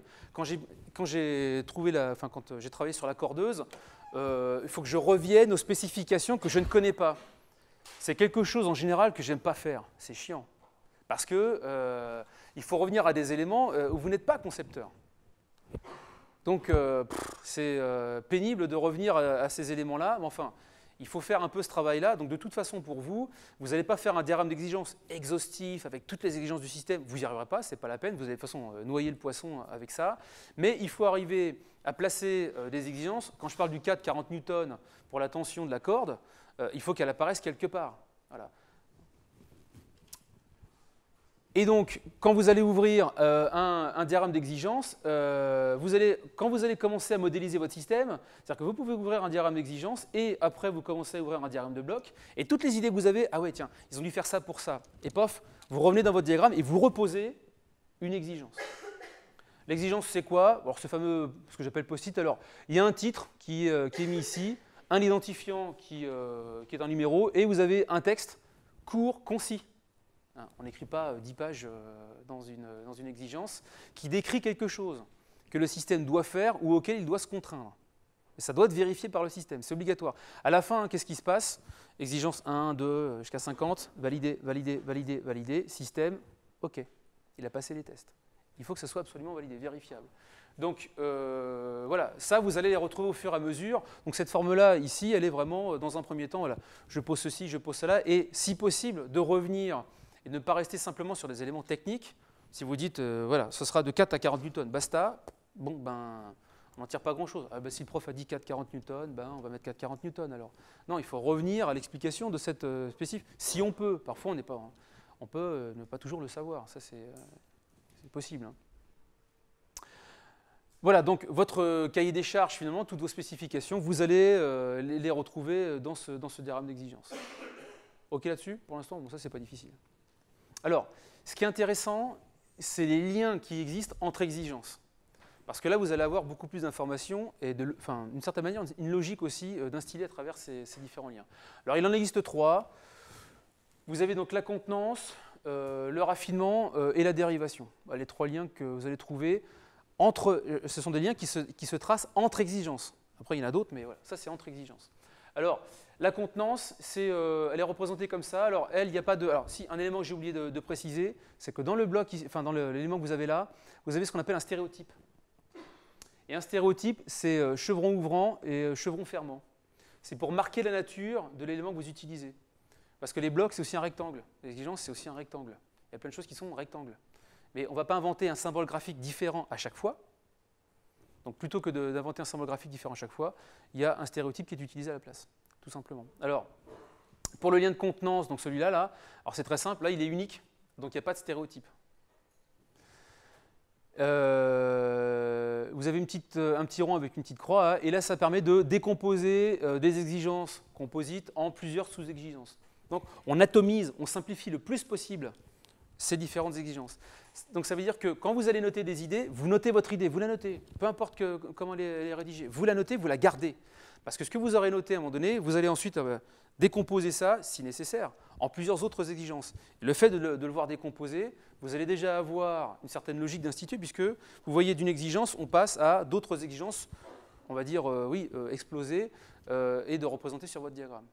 D'accord? C'est aussi simple que ça. Donc le lien entre 2 exigences ici, là, ce n'est pas une information qui est nouvelle. C'est quelque chose qu'on va retrouver là-dedans. D'accord là-dessus? Assez simple. Alors là, c'est, je ne sais plus, j'avais chopé ça, là, peut-être sur Internet, je crois. Bon, là, il y a un texte complet. Bon, je ne sais pas, imaginons qu'on l'ait noté d'un coup d'un seul. Et vous avez ici, donc le système est capable de fournir résistance à la marche et affichera le nombre de pas ainsi que. Bon, bah, vous divisez ça en 2, d'accord, par ce petit lien-là. Alors on peut me dire, oui, mais moi je pourrais écrire directement ça. Oui, pas de problème, c'est pas interdit. Sauf que si dès le départ vous aviez cette idée-là, vous la laissez comme ça. Et si vous avez ça après à écrire, vous n'effacez pas ça. Et peut-être une raison pour laquelle cette exigence elle a été notée sur une seule exigence. D'accord là-dessus? Voilà, pas de difficulté particulière par rapport à ça sur ce type de lien. Vous avez ensuite donc le raffinement ou la précision. Alors, attention au sens. Ici, vous avez dans la contenance, vous avez ici donc l'exigence originelle, on va dire, elle est là, et l'exigence décomposée en éléments simples, elles sont là. Bon. Il y a un certain peut-être logique qu'on peut accepter sur le fait que le rond indique l'exigence originelle. Là, sur la précision, c'est différent. Et là, vous allez devoir retenir un petit peu le sens des flèches. S'il y a une erreur, ce n'est pas très grave. Parce qu'ici, le lien de précision, donc ce lien déjà, c'est une flèche en pointillé qui possède un stéréotype, refine. Pourquoi? Parce que la flèche de dérivation qu'on va voir après, c'est aussi une flèche en pointillé. Et elle se prend un stéréotype qui s'appelle dérive. Voilà. Donc pour différencier les deux, elles ont un stéréotype. Et ce lien-là montre que cette exigence-là, ce n'est pas nouveau sur le thème de l'exigence première et apporte ici tout simplement des précisions en plus par rapport à l'exigence originelle. Et c'est le sens de la flèche, c'est celle-ci précise celle-ci. Donc l'exigence 1.1 précise l'exigence numéro 1. D'accord ? Donc c'est pour ça que dès que vous avez une idée au départ, il ne faut pas hésiter à la noter. Vous pourrez préciser plus tard, si nécessaire, vos exigences. Exemple sur la cordeuse, vous allez pouvoir dire, voilà, on veut absolument que cette cordeuse puisse corder des raquettes de badminton et des raquettes de tennis. Après, il restera à déterminer, c'est un choix au départ. On aurait pu faire une cordeuse qui ne soit qu'une cordeuse de raquettes. Bon, passons. À partir du moment où vous avez noté cette idée-là, vous allez pouvoir après préciser toutes les tensions de raquettes. Vous ne les avez peut-être pas en tête dans la conception d'un système, mais ça va venir au fur et à mesure. Et donc là, vous allez pouvoir apporter des éléments nouveaux, ou plus précis, ou un ajout par le biais de ce lien. Et au fur et à mesure des liens qu'on va tracer dans le diagramme d'exigence, vous avez une certaine logique, une certaine évolution du projet qui se dessine à travers ce diagramme d'exigence. En tout cas, c'est comme ça que moi je la vois. D'accord là-dessus ? Enfin, vous avez donc le dernier lien ici qu'on appelle un lien de dérivation. Alors, ce lien-là, c'est un lien d'inférence, de logique, on va dire, de déduction. D'accord ? Alors, c'est pareil, lui, cette exigence-là, elle est déduite de cette exigence-là. Alors, en général, bon, c'est pas bien de le dire, parce que quand on dit « attention, c'est compliqué », vous dites « oh, bon, bah, si c'est compliqué, je ne vais pas retenir ». Mais ce lien-là, il est plus difficile à comprendre que les autres, dans le sens où l'exigence qui va être posée ici, en règle générale, elle n'est pas émise par le client en tant que tel. C'est plus une exigence qui est présente à cause de plusieurs autres exigences. Alors c'est ce que je disais hier, hein, si je prends ce petit outil de présentation là, le plastique il est un petit peu rugueux.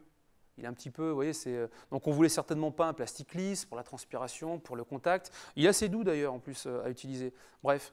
Mais pour avoir une surface comme ça, il faut qu'en même temps il soit solide. Il faut que je fasse avancer les diapos. Il faut que ça soit solide, etc. etc. Le client il se fout de savoir, à la limite, si c'est un plastique, enfin il y a plusieurs types de plastique. Mais le fait de vouloir ces caractéristiques-là du matériau va impliquer d'utiliser une certaine catégorie de matériaux. Vous voyez ce que je veux dire?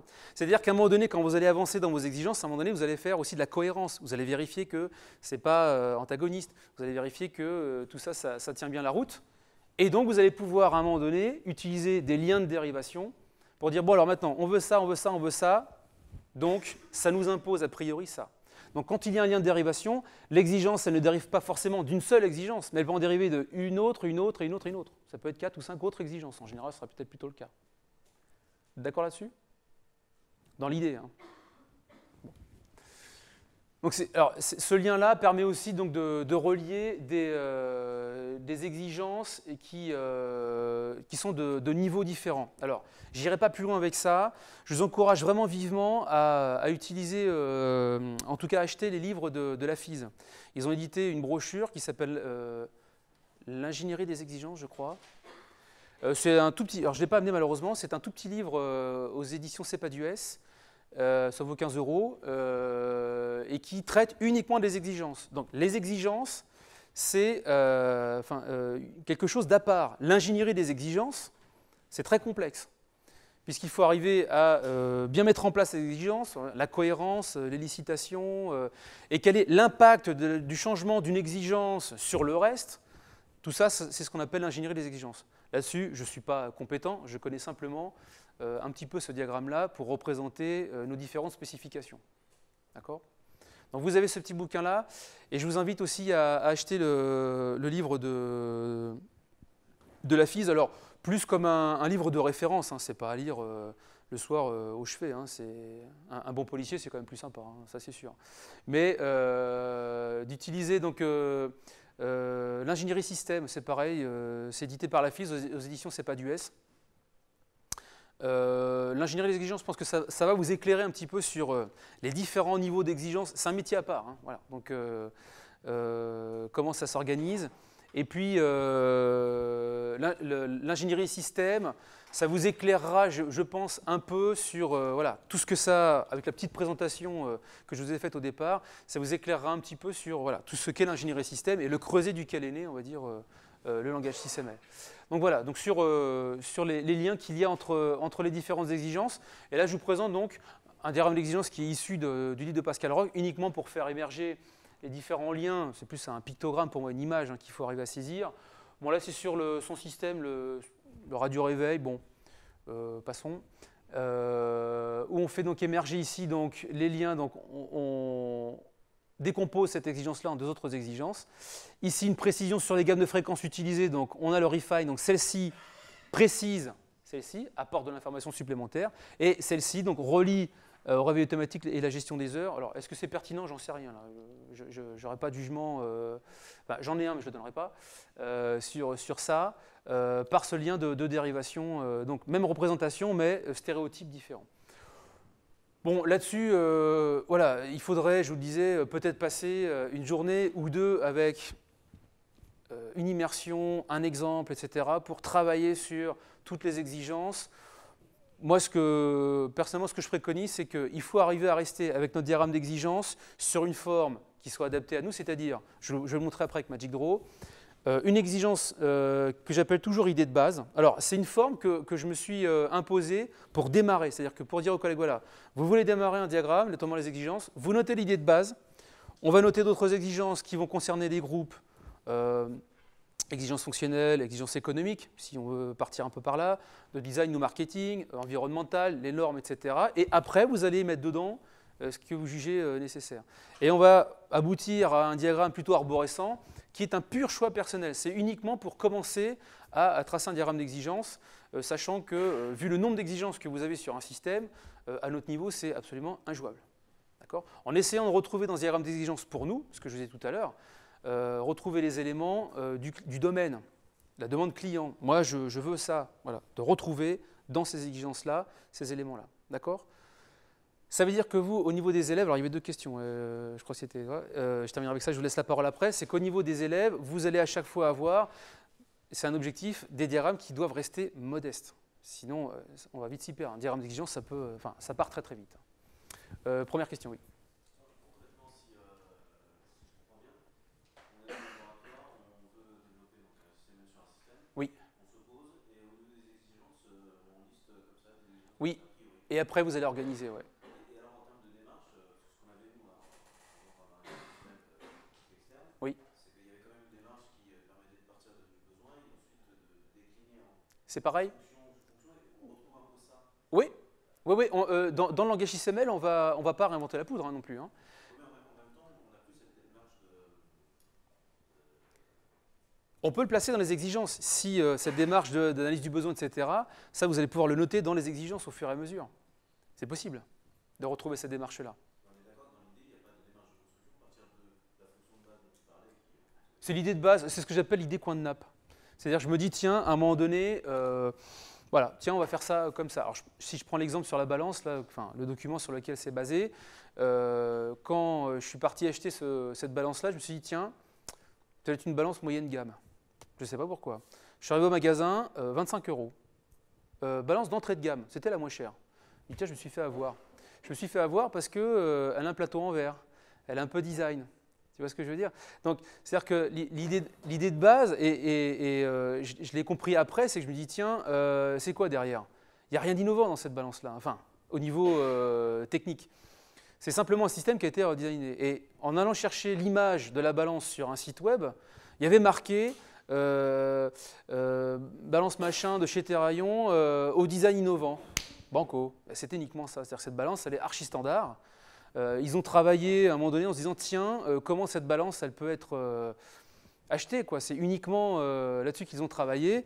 Et l'idée de base, ça a été de reprendre exactement la même balance, mais avec un design différent. Point. L'idée de base, elle est uniquement là. Genre, je pense. Après, non, j'ai pas appelé pour ça. Et de là, je tente de décliner quelques exigences sur ce système. Donc c'est vrai que l'analyse fonctionnelle ou la démarche que vous utilisiez associée à ça, d'une certaine manière, elle n'est pas à mettre à la poubelle. Elle n'est pas achetée complètement. Mais vous allez pouvoir vous reposer dessus pour faire émerger dans vos différentes exigences peut-être un besoin fonctionnel, j'en ai parlé tout à l'heure, dans ces différentes exigences-là. Mais ça ne vous empêche pas d'entrée de jeu de dire aussi, on peut imaginer un fabricant de système qui utilise un type de moteur ou un fabricant de moteur depuis 15 ans. Il n'y a eu aucun problème avec ça. Et pour une boîte en général, moi j'étais avec une petite PME, enfin je visitais pour un projet, et eux ils travaillaient avec Renesas, microcontrôleur. Je ne connaissais même pas, pourtant c'est un gros fondeur quand même de composants électroniques.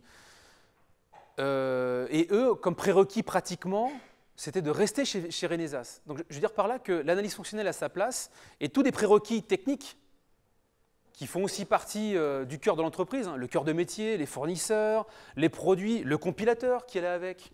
Tout ça, il n'était pas question de changer de but en blanc. Là, ils voulaient tenter de passer à une autre technologie, c'est-à-dire un autre type de microcontrôleur parce qu'il fallait intégrer du réseau, etc., etc. Donc là, on sent bien que au-delà le fonctionnel, c'est un pan des exigences, mais tous les prérequis qui sont aussi techniques, économiques, etc., ce sont aussi des éléments qui je pense, donnent beaucoup de sens au système que les étudiants sur lesquels ils vont travailler. Il n'y a pas que le calcul, quoi. C'est ça que je veux dire. Et ces éléments-là sont vraiment importants. Donc le fonctionnel, je pense qu'on va pouvoir le mettre dedans, bien sûr, il n'y a pas de souci. Gardez cette démarche-là, je pense que vous pouvez le faire aussi, mais pensez à tout ce qu'il y a derrière comme contrainte. Alors, ça reprend d'ailleurs une partie de vos fonctions de contrainte que vous connaissiez dans l'analyse fonctionnelle.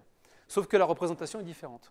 On dirait que tu considères que dans l'analyse ce qu'on faisait avant, actuellement, on était contraint uniquement aux techniques, c'est-à-dire qu'on ne faisait pas attention. Non, c'est pas. Non. Alors, je ne vais pas m'aventurer sur ce terrain-là parce que l'analyse fonctionnelle, j'ai découvert quand je suis arrivé dans l'enseignement. Je l'ai jamais vraiment, j'ai jamais mordu à ça. Ça ne m'a jamais parlé. J'ai trouvé ça toujours plutôt ennuyeux et contraignant qu'autre chose. C'est personnel à ce niveau-là. Donc, j'ai pas de. Et depuis que je suis en informatique, je l'utilise plus puisque j'utilise UML. Donc, je ne vais pas pouvoir tenir la comparaison avec ça. Au niveau des besoins, l'analyse fonctionnelle et des fonctions de contrainte qui existent, vous avez déjà des éléments, et pour répondre à ta question, vous les remettez dans le diagramme d'exigence. Donc, ces éléments-là que vous connaissez et cette démarche, je vais dire, elle n'est pas à jeter, elle est à réinvestir dans le diagramme d'exigence. Ça répond à ta question ? Oui, non mais... Alors, j'avais une question, oui. Est-ce que l'outil va permettre d'identifier les exigences contradictoires ? Non, l'outil... Alors attention, il y a aussi cette imagination qui fait qu'on fait un modèle XML et crac, play, il compile, il lance l'imprimante 3D, il y a même derrière les automates qui vont assembler tout ça. Non, c'est juste une description d'un modèle. Et pour l'instant, il n'y a pas d'outil qui permet de traduire, par exemple, une machine d'état en code C. Donc ça reste une documentation du système, la communication. Il n'y a pas de passerelle, on va dire, avec d'autres outils. Enfin, je ne connais pas. Peut-être sur des outils très professionnels, j'en sais rien. Mais j'avais regardé pour de la traduction de code notamment, ça m'aura intéressé. J'ai vu quelque chose, mais qui n'avait pas l'air si évident que ça. Un peu comme Stateflow sous MATLAB, qui, selon un certain module, je crois, vous sort le code en langage C. Donc, alors, sur les exigences notamment, là, il n'y a pas de vérification. Pourquoi ? C'est pas possible parce que ici, c'est une forme libre textuelle. L'outil ne peut pas, si on écrit quelque part, le véhicule devra dépasser les 10 km/h, hein, et dans une autre, on écrit surtout ne pas dépasser les 6 km/h. Enfin, peut-être que en l'écrivant d'une certaine manière, on peut demander à l'outil ensuite de le vérifier. Je n'ai pas vu ça quelque part. Donc il fait une vérification, je dirais, de cohérence du modèle, mais sur d'autres critères que ça. Là, sur du texte libre, c'est compliqué. Peut-être en utilisant le langage de contrainte, OCL, dont le diagramme paramétrique est issu, en utilisant le langage de contrainte qui est lui, évaluable. Mais je ne suis pas allé plus loin que ça. Donc c'est peut-être jouable, c'est peut-être jouable. Oui, il y avait une question sur... Non, c'était juste pour apporter, je pense, une précision. C'est le diagramme des cas d'utilisation et des exécutions. Je pense que ça ressemble. Oui, mais on va en parler. Quand tu en parlais, je pensais à ça derrière. Oui, oui. C'est la méthode qu'on utilisait. Ouais. Mais je ne suis pas un pro de la fonctionnelle, hein, vraiment. Là-dessus, je suis. C'est pour ça, je ne rejette pas la fonctionnelle. Je dis simplement que c'est un outil qui, à mon sens, a vécu, qui a qui est là pour vraiment cibler les besoins, les fonctions principales, les fonctions de contrainte et machin. Voilà. Après, je pense que le diagramme d'exigence, alors là c'est un diagramme, mais on peut représenter aussi l'exigence sous forme tabulaire. Hein. Vous imaginez quand vous en avez je ne sais combien, c'est plus représentable de manière graphique, je dirais. Mais je pense que c'est plus poussé que ça. Mais c'est un outil qui est pertinent pour ça, ça on est tout à fait d'accord.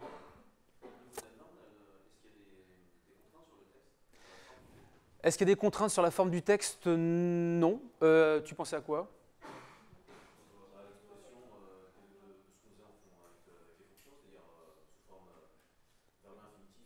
Non, c'est un langage. Si ça met un langage, tu fais ce que tu veux. Alors, ceci dit, bon, ça c'est ce que donne Pascal Roch dans son livre. Moi, j'ai gardé ça. Là, dans le groupe de la FISE, nous, enseignants du secondaire, on vient pour apporter, on va dire, moi ça fait 2 ans maintenant que je fais des formations, je viens pour apporter une expérience de terrain, mais pas une expérience, pas une expertise sur l'ingénierie système. Donc sur le langage Syssabelle, on se retrouve, mais notamment sur le document de référence, la personne qui l'écrit, Jean-Yves Bron, lui, par contre, met des verbes dans les titres.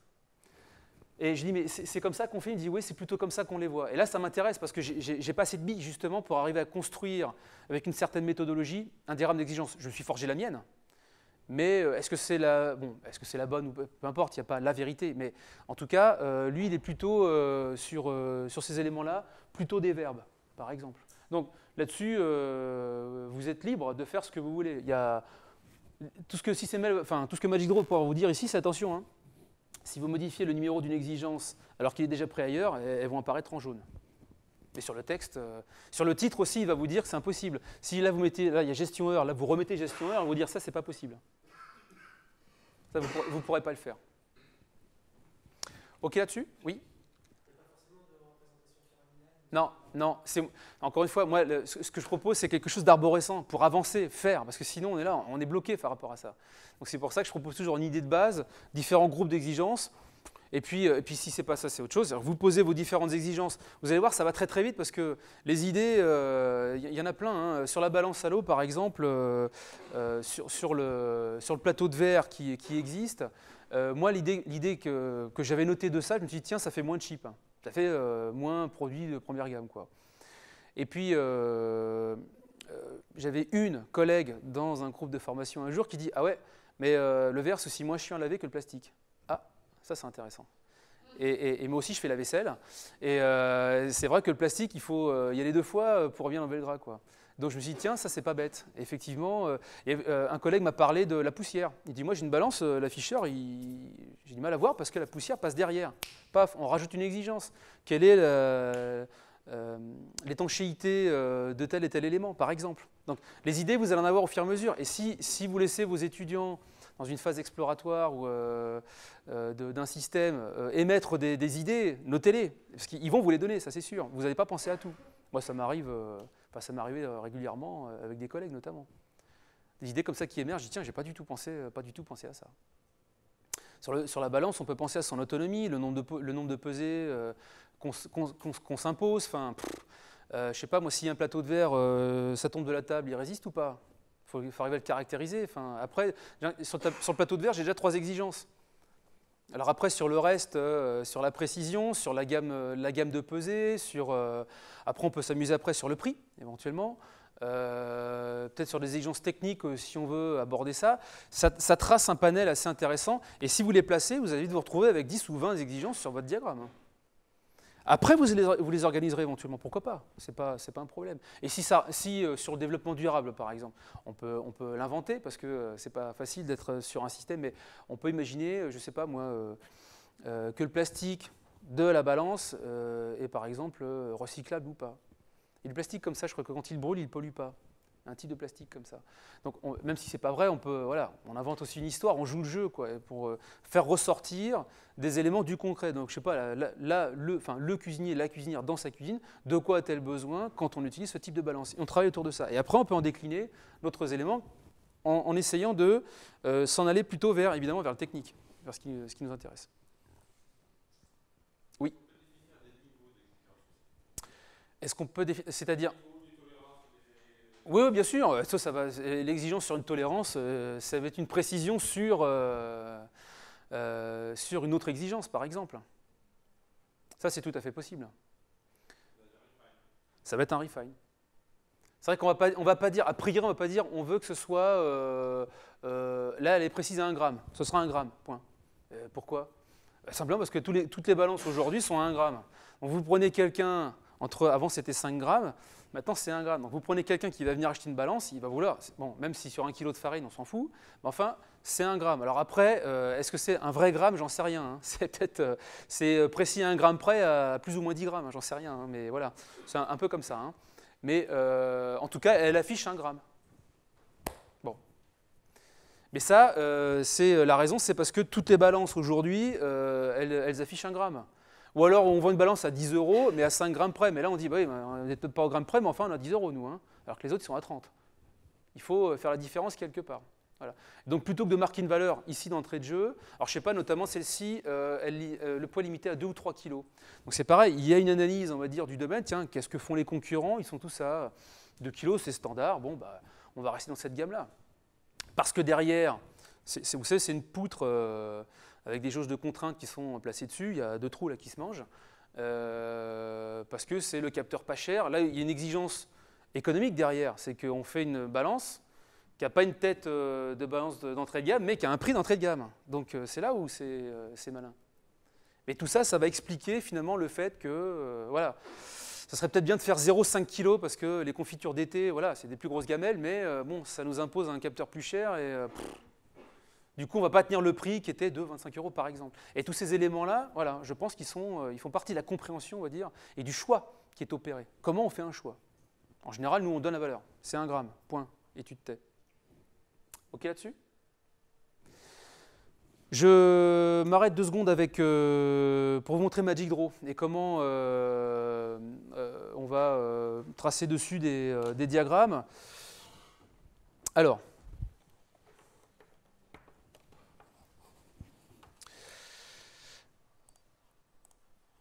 donc ça c'est la corde. Alors pour créer, donc une fois que vous avez tout installé sur Magic Draw, alors vous allez voir, il y a des choses qui vont se répéter. Donc là au début, on va prendre un petit peu de temps pour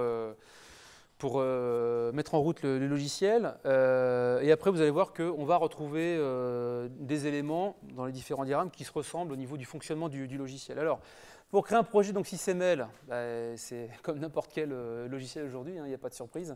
Vous faites nouveau projet, vous sélectionnez SysML Project, ça doit apparaître à partir du moment où vous avez installé le plugin SysML. Et vous allez appeler mettre comme nom de fichier le nom de votre système. Donc je ne sais pas, moi je mets à jeter, hein, parce que je ne vais pas le garder, ça va me servir de brouillon pour vous montrer tout un tas de choses. Comment? Non, là on va pas, attention, dans cette journée-là, je précise, c'est uniquement vous montrer des fonctionnalités de logiciel. Là on ne va pas s'amuser je ne vais pas vous lancer 3/4 d'heure en TD pour aller corriger après, on n'a pas le temps. Là c'est pour vous montrer uniquement l'utilisation du logiciel. Bref, une fois que vous avez placé ça, vous faites OK, et Magic Draw va mouliner pour vous créer votre... Alors c'est un petit peu, ça peut être un peu lent, ça tourne sur Java, c'est assez gourmand en mémoire, bon, il ne faut pas éviter les 2 Go de RAM, plutôt un 4 voire 6 ou 8 maintenant avec un i5 ou un truc comme ça, voilà. Mais bon, moi j'ai un i3 ici, ça marche très bien, hein, il n'est pas... Évitez de mettre, je sais pas moi, Magic Draw, SolidWorks, et puis un troisième logiciel gourmand, là ça va vraiment gratter, hein. Alors, dans le logiciel, vous avez plusieurs éléments qu'il faut apprendre à connaître si vous utilisez ce logiciel. Là, ici, vous avez l'élément central qui va contenir toutes les données de votre modèle, tous les éléments, les exigences, les blocs, les tâches qu'on verra après, les liens, les diagrammes, tout se retrouve dans cet arbre de confinement. OK là-dessus? L'origine de vos données se trouve là, dans ce répertoire data, qui est un paquetage en fait. Et à partir de là, on va pouvoir créer donc un diagramme d'exigence en faisant donc clic droit. Vous faites nouveau diagramme, ici, SysML diagramme, et là, on va cliquer sur SysML requirement diagram. Je le refais? Il ne faut pas causer, hein. Faut être percutant, hein. Donc alors je fais clic droit, nouveau diagramme, SysML diagramme, SysML requirement diagram. OK? Vous cliquez dessus et vous vous retrouvez dans l'arborescence avec quelque chose marqué sans titre là. Moi je vais mettre RD pour requirement diagram, un underscore, et je vais mettre dessus. Alors je tente de le faire maintenant, de mettre les exigences dites client. C'est-à-dire je fais causer le client, même s'il n'est pas là, hein. Peu importe, c'est un nom de diagramme, vous pouvez mettre ce que vous voulez, l'appeler requirement diagram 01, ce que vous voulez, peu importe. OK là-dessus? Est-ce que ça marche pour tout le monde? Alors, des trucs comme ça, bon, il y en aura plein dans la journée. Vous n'allez pas tout retenir, c'est normal, hein. Il va falloir investiguer le logiciel aussi, si c'est celui-là que vous utilisez. OK là-dessus? C'est bon, Pascal? Alors, hier, j'avais une mamie, en fait, hein, aussi, qui ne savait pas cliquer. C'est lié à une pub où il y avait un grand-père, une grand-mère qui s'invectivait et qui disait « mais tu ne sais pas cliquer ». Alors, dans ce diagramme-là, donc dans chaque diagramme, une fois que vous l'avez sélectionné, donc l'arbre de confinement, vous voyez le diagramme qui apparaît, et vous avez la possibilité dessus de poser vos premiers éléments de diagramme. Alors ici, vous avez donc sur la gauche, dans l'onglet là, sur la gauche, vous avez tout ce qui est common, c'est-à-dire tout ce qui est commun, on va dire, aux différents diagrammes, notamment les notes. Et dans vos modèles, vous pouvez poser, si nécessaire, si ça résout quelque chose, une note. Si je clique dessus, vous cliquez sur votre diagramme et là, vous mettez ce que vous voulez. C'est une forme libre. Là, c'est un vrai post-it pour le coup. D'accord? Donc parfois, même si c'est un langage... ouais, il y a peut-être un problème de flou, non? Ça va, vous arrivez à lire là? Même si vous arrivez à formaliser le plus de choses possible, parfois un petit texte, ça va être aussi pertinent que de se torturer l'esprit. D'accord? SysML, il y a une marge de manœuvre, hein, quand même, hein. Il n'y a pas le modèle vrai. Hein, d'accord? Alors, bon, ça c'était un détail. Maintenant, l'exigence, alors si je ferme ça, vous avez ici donc requirement, donc une exigence, vous cliquez dessus, vous la posez, et puis voilà, c'est fait. Et si vous voulez plus d'espace sur votre environnement de travail, vous faites F11 et regardez bien, POC, il va enlever les menus du haut et enlever les fenêtres de gauche. Fenêtres qui sont toujours accessibles sur les onglets que vous avez à gauche. Et c'est en cela que Magic Draw est aussi très ergonomique. C'est que là, j'ai mon arbre de confinement qui apparaît. Bon, si je reviens à droite, il s'enlève. Et ça, c'est vraiment bien foutu. OK là-dessus? Ensuite, pour compléter votre exigence, ce n'est pas compliqué. Là, vous avez le titre où il n'y a rien. Le numéro Magic Draw le complète automatiquement. Et ici, vous avez un texte qui est la forme libre, machin. Donc là, où je vous disais, moi, je commence toujours par, c'est un choix délibéré, idée de base. Voilà. Je note l'idée, je dis, tiens, on va faire une balance. Redesigner, point. Donc là, on peut mettre ici, on souhaite, blablabla, blablabla. Je ne vais pas compléter. Et voilà, vous avez votre exigence de base. OK là-dessus? Tout bête. Donc c'est pour ça que n'utilisez pas de papier pour noter vos idées. Hein. Allez directement sur l'outil logiciel. Hein. Ça va être aussi rapide. Même plus. Je vais effacer ma note là. Et voyez l'exigence que j'ai mise là. Je vais y aller un petit peu de manière arborescente. En tout cas, j'anticipe un petit peu comme ça. Et si vous regardez l'arbre de confinement donc, qui se retrouve ici, vous voyez donc que mon exigence, elle apparaît ici. Tout ce que vous posez sur les diagrammes se retrouve automatiquement dans l'arbre de confinement. Alors, en fait, c'est containment tree. Ils ont traduit ça par arbre de confinement. En fait, c'est arbre de contenance, si on veut. Enfin, ça doit vous parler, parce que SolidWorks, c'est que l'art de construction, même si là, on peut réorganiser, peut-être pas comme SolidWorks, mais on peut réorganiser les choses. OK là-dessus? Alors, regardez bien une chose. Je prends l'exigence, je me dis, bon, tiens, je l'enlève, supprime. Elle a disparu. Mais si je regarde l'arbre de confinement, elle y est toujours. Là où sont les données de mon modèle, c'est dans l'arbre de confinement, ce n'est pas sur les diagrammes. Donc si j'en ai besoin maintenant, je la sélectionne, je la prends, je la glisse, je la remets sur mon diagramme. Pourquoi? Parce que les éléments que vous allez créer, vous allez potentiellement les retrouver dans d'autres diagrammes. Donc ce n'est pas parce que vous l'effacez d'un diagramme qu'il faut l'effacer de tous les autres diagrammes. Donc c'est l'arbre de confinement qui contient toute la structuration logique de votre modèle. D'accord là-dessus? Bon. Et à partir de là, bon, si vous partez sur une idée de post-it, ben vous cliquez à droite et à gauche pour poser vos différentes exigences et vous regardez que Magic Draw incrémente automatiquement, bien évidemment, les identifiants des exigences en passant à 2, à 3, etc. Alors à force d'ajouter, supprimer des exigences, vous allez avoir des numéros qui peuvent un petit peu être non contigus. Vous pouvez renuméroter les exigences après. Bon, voilà, ça c'est tips and tricks avec le logiciel. Alors, si maintenant on veut poser les liens entre exigences, vous avez deux choix. Soit vous avez déjà le lien en tête et vous cliquez sur, vous allez placer directement l'exigence. Si vous sélectionnez un élément sous Magic Draw, systématiquement, vous avez un raccourci qui apparaît, vous donnant les éléments a priori les plus communs. Notamment ici pour la contenance, là je prends, alors je ne me trompe pas de sens, l'idée de base c'est elle qui est le gros conteneur, on va dire. Je clique dessus et j'ai au bout de ma souris une exigence que je peux poser, que je vais poser là, et j'ai mon lien qui apparaît donc directement avec mon exigence. Si par hasard je veux relier ça à une autre exigence, je clique sur le lien et je vais connecter à une autre exigence. Évidemment, il n'y en a pas une autre qui apparaît. D'accord là-dessus? Et c'est ça que je vous disais tout à l'heure, c'est que ici, je fonctionne un peu par colonne, enfin bon, c'est caricatural presque, mais ici, je vais placer mes exigences un peu en colonne pour, à ce niveau-là, par exemple, regrouper les exigences liées, j'appelle DD, liées au développement durable, par exemple.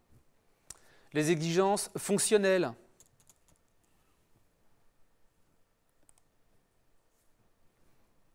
Tout ce qui est technique, prérequis, etc., etc. C'est une sorte d'exigence répertoire, si vous voulez. Et à partir de là, alors, contrôle molette, ça vous donne un zoom sur le logiciel. À partir de là, vous pouvez continuer ensuite dans le développement durable. Le client veut, et à partir vous continuez. Alors, je prends des liens au hasard pour l'instant, j'ai pas de. Je continue à faire ceci, je continue à mettre des exigences et je décline les différents éléments dont j'ai besoin. Donc, ça veut dire qu'à ce niveau-là, on va avoir une arborescence émergée. Et ici, là, si vous regardez bien les deux exigences qui sont sélectionnées, donc là, je me fixe de rester au niveau client, donc quelque chose de très général, émise par quelqu'un. Après, si nécessaire, je vous dis, ce n'est pas quelque chose qui est obligatoirement à suivre. Vous allez converger vers des éléments techniques. Alors là, on peut faire apparaître notamment le refine. Alors là, je vais placer une exigence parce que le raccourci n'y est pas, et le refine, il est ici. Donc le refine, je pars de l'exigence vers celle qu'elle précise pour avoir la flèche dans le bon sens. Là. Et donc, etc., etc. Donc, à notre niveau, pour nos systèmes, enfin, moi, voilà ce que je dirais ce que je sais faire. À notre niveau et pour nos systèmes, on se retrouve avec, si on regarde un petit peu la forme de l'image, quelque chose d'arborescent à 3, 4, 5 niveaux. Pour vous donner une vue de la chose. C'est un guide, c'est uniquement un guide. Est-ce que c'est bon pour tout le monde là-dessus? Et donc, si vous regardez dans mon arbre de confinement, dans mon arbre vous avez toutes les exigences qui sont apparues dans cet arbre-là. OK? Alors, si je continue comme ça, vous allez voir, si je continue comme ça, de manière un peu automatique, mes différentes exigences, je vais continuer à remplir celle-ci. Je vais en mettre un nombre conséquent et vous voyez que très rapidement, on se retrouve avec quelque chose qui va devenir assez lisible parce que ça va être difficile à organiser. Et maintenant, il faut que je baisse encore plus bas ces deux exigences-là pour arriver à continuer ma liste, quoi. En gros, ma carte mentale que je tente un petit peu de faire là dans mon diagramme d'exigence, elle va être difficile à tenir. Sous Magic Draw, vous avez la possibilité de faire un diagramme d'exigence ou un sous-diagramme d'exigence. Donc, quand on parle de diagramme d'exigence, il n'y en a pas qu'un seul. Vous pouvez en faire N. C'est au choix. Donc, si je regarde celle-là, par exemple, si je reprends l'exigence sur le développement durable, vous avez ici, vous regardez bien, au bout de mon curseur, là, vous avez sur cet élément-là la possibilité là, de faire appel à un autre diagramme d'exigence. Et si je clique dessus, ce qui va se passer, c'est qu'il va reprendre les exigences que j'ai placées derrière pour me tracer un autre diagramme d'exigence. Donc je vais le faire là, pof. Et là, il m'envoie dans un autre diagramme d'exigence, dont l'exigence, on va dire, de départ, c'est celle sur laquelle j'ai cliqué. OK là-dessus? Donc, si je reviens dans mon diagramme d'exigence de départ, il ne les a pas effacés, hein, je n'ai pas demandé de le faire. Si par contre je trouve que c'est trop chargé et que je le renvoie ailleurs, je sélectionne celle qui était là, je les supprime. Alors, il me demande si c'est le dernier symbole, est-ce que je veux bien le supprimer de l'arbre de confinement? Je mets oui à tout. Et je garde les exigences qui avaient été posées dans l'autre diagramme. OK là-dessus? Non, il l'a créé avec, en cliquant là-dessus.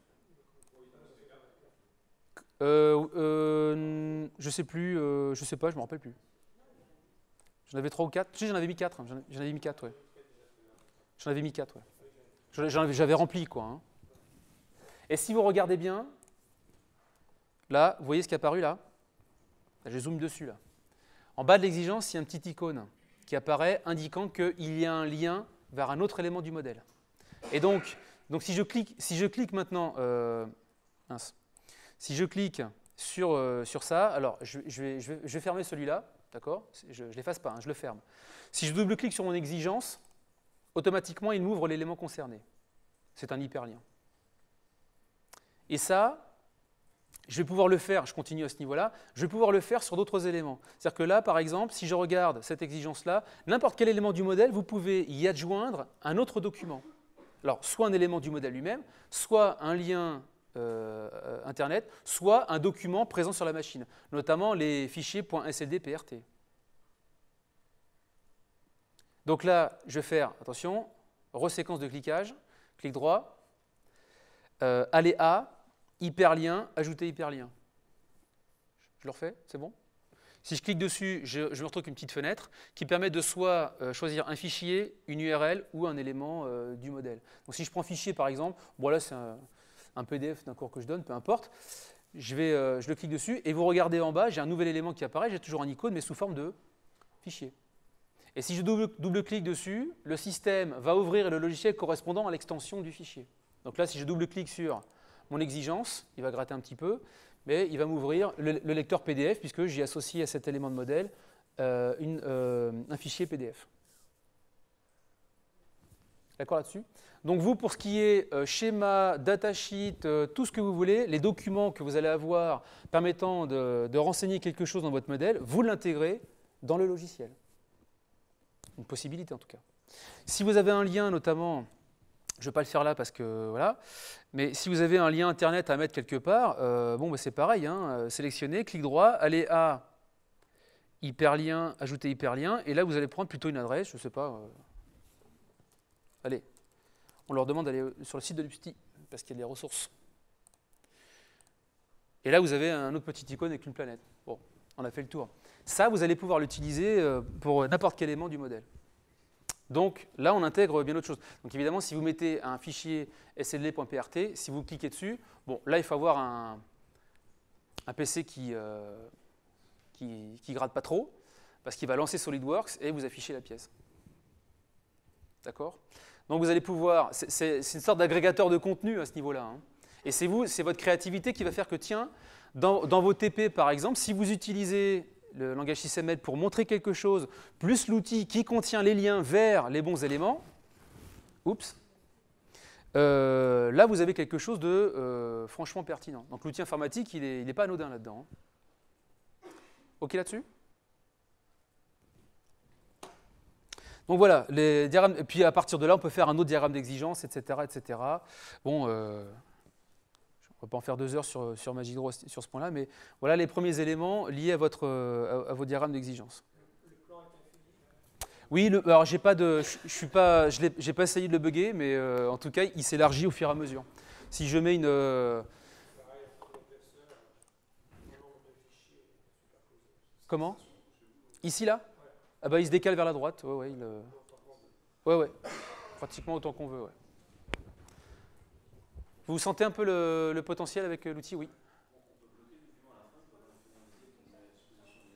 Vous distribuez une copie? Ah oui, oui, bien sûr. Alors, il y a la possibilité de... alors ça, est-ce qu'on peut bloquer... Alors comment? Alors, il y a une version... avec Magic Draw, on peut faire un export sous forme de page web.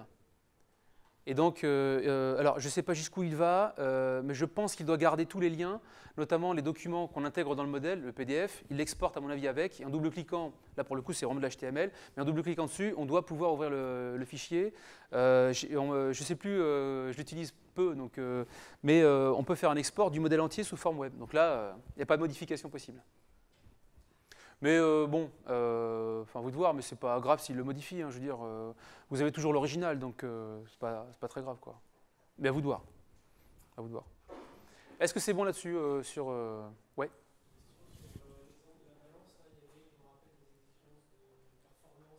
Ouais. Ouais. Ah, dans le stéréotype.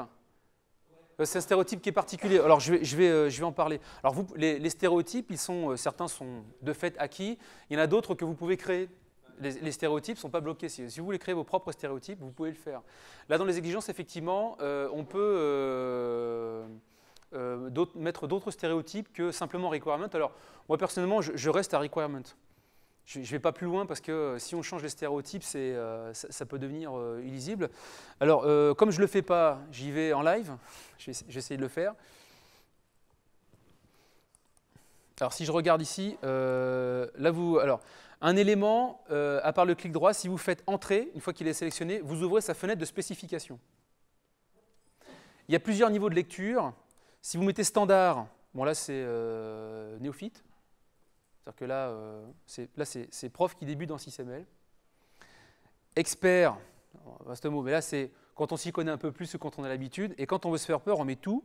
Alors là, on a des nuits blanches en perspective. Donc le tout, ne le mettez pas. Laissez simplement expert, on a plutôt pas mal d'idées. Et là, vous avez notamment stéréotype appliqué. Et dedans, alors, il y a des stéréotypes prédéfinis. Si je trouve performance, je vais te le mettre. Là, vous pouvez cliquer sur tous les types que vous voulez. Donc, je vais regarder dans performance. Ah ben, je ne l'ai pas. Ici, il n'apparaît pas. Alors, peut-être qu'il faut le créer à ce moment-là pour pouvoir l'appliquer. Je tente d'une autre manière. Moi, je ne change pas. Hein, je mets toujours exigence. Hein. Je ne m'attache pas à ça pour l'instant. Si je fais un nouvel élément, toc. Si je vois le mot stéréotype, non, je ne le vois pas. Ah si, tiens, il est là. Nouveau stéréotype. Je vais l'appeler truc. Il me plaît bien truc. Donc après, normalement, une fois que j'ai créé un nouveau stéréotype, je dois pouvoir... j'ai édité des stéréotypes directement, donc je ne vais pas me casser la tête. Est-ce qu'il y a truc? Ah, il est là, mon truc. Éditer stéréotype. Truc. Alors je le coche, j'enlève l'autre, par exemple, appliquer. Boum, maintenant j'ai stéréotype truc. Alors, et maintenant, si je le change dans mon arbre de confinement, notamment F2, comme dans Excel, hein, donc je vais mettre performance, entrée, ça change évidemment ce qu'il y a dans le diagramme. Tout ça, c'est lié. Hein. Alors là, il me met en jaune. Ah, c'est que là, il y a un petit problème. Qu'est-ce qu'il me met? Il me dit... Ah zut, j'ai pas vu le message. Il met quoi?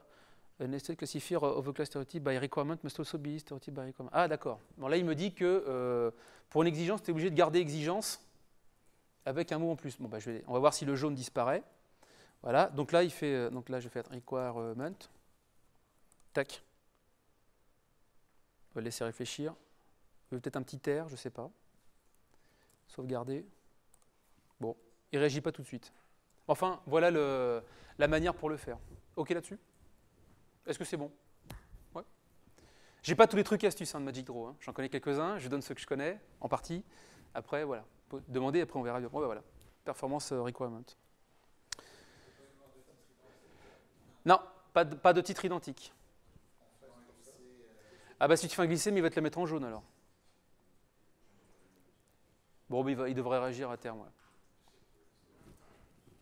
OK là-dessus? sur cette forme d'exigence. Je ne m'étale pas plus là-dessus, hein, il est déjà 11 heures, si on veut avancer sur ce point-là.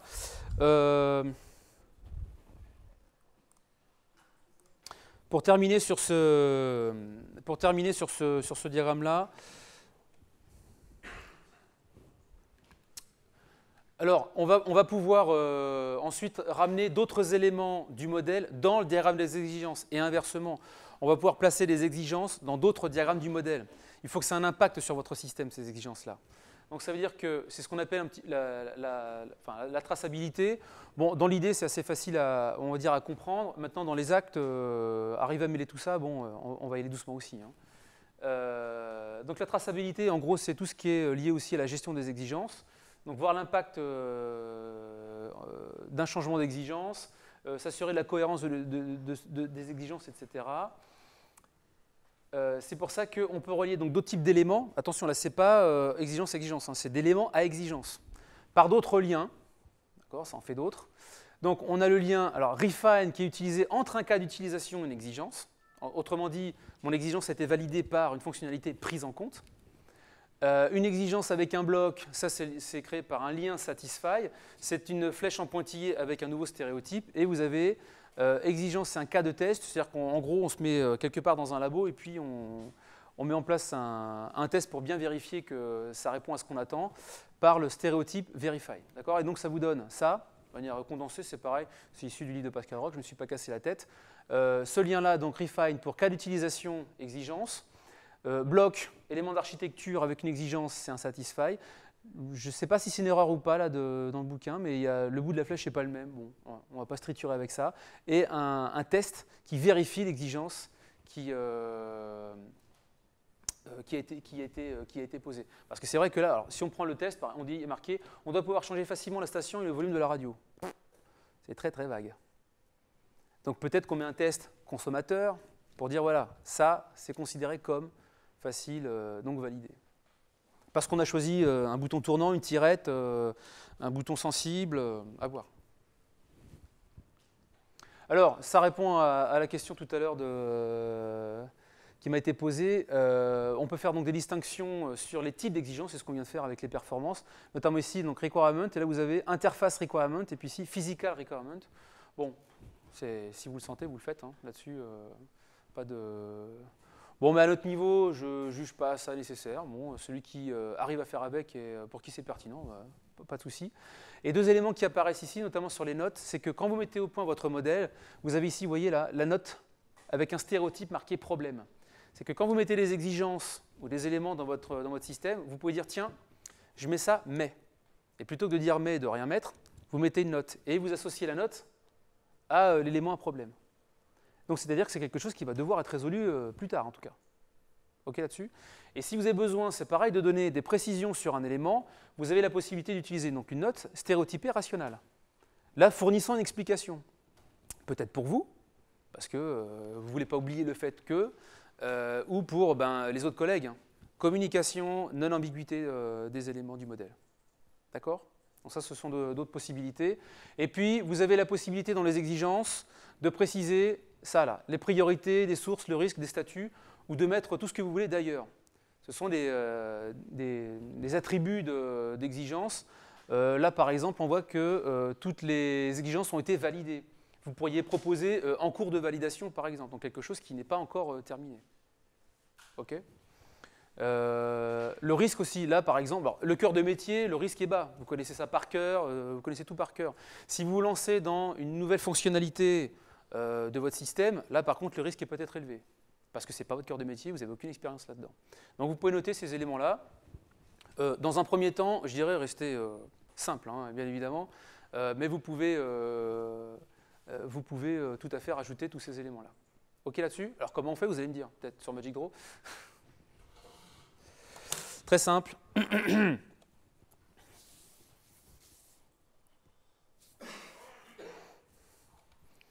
Je vous assure que je touche aucun euro de Magic Draw. Hein. Non mais, que ce soit clair. Hein. J'ai pas de part dans les 200 licences ou 200 établissements qui sont déjà fournis en Magic Draw, hein. Mais vraiment, le souci premier, et en plus il est payant, donc, mais mon souci premier, c'était d'avoir un bon outil pour travailler avec. C'est fondamental. J'ai des collègues qui me disent parfois, moi je peux faire ça avec Visio ou avec Word. Bah, je dis, mais il ne faut pas prendre un outil aussi compliqué, Paint, c'est beaucoup mieux. Parce que là, on a carrément la maîtrise. Non, mais je veux dire, vous utilisez l'outil que vous voulez, mais je veux dire, on est bien dans une optique aussi, il faut quelque chose qui nous aide. Ça, c'est essentiel. Donc, Visio, effectivement, il a la possibilité de dessiner des diagrammes, enfin, oui, dessiner des diagrammes 6ML, mais il ne fait rien de plus, hein. Voilà. Bon.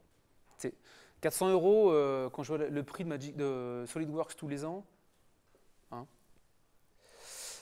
Sous Magic Draw pour le faire, j'en prends d'une au hasard.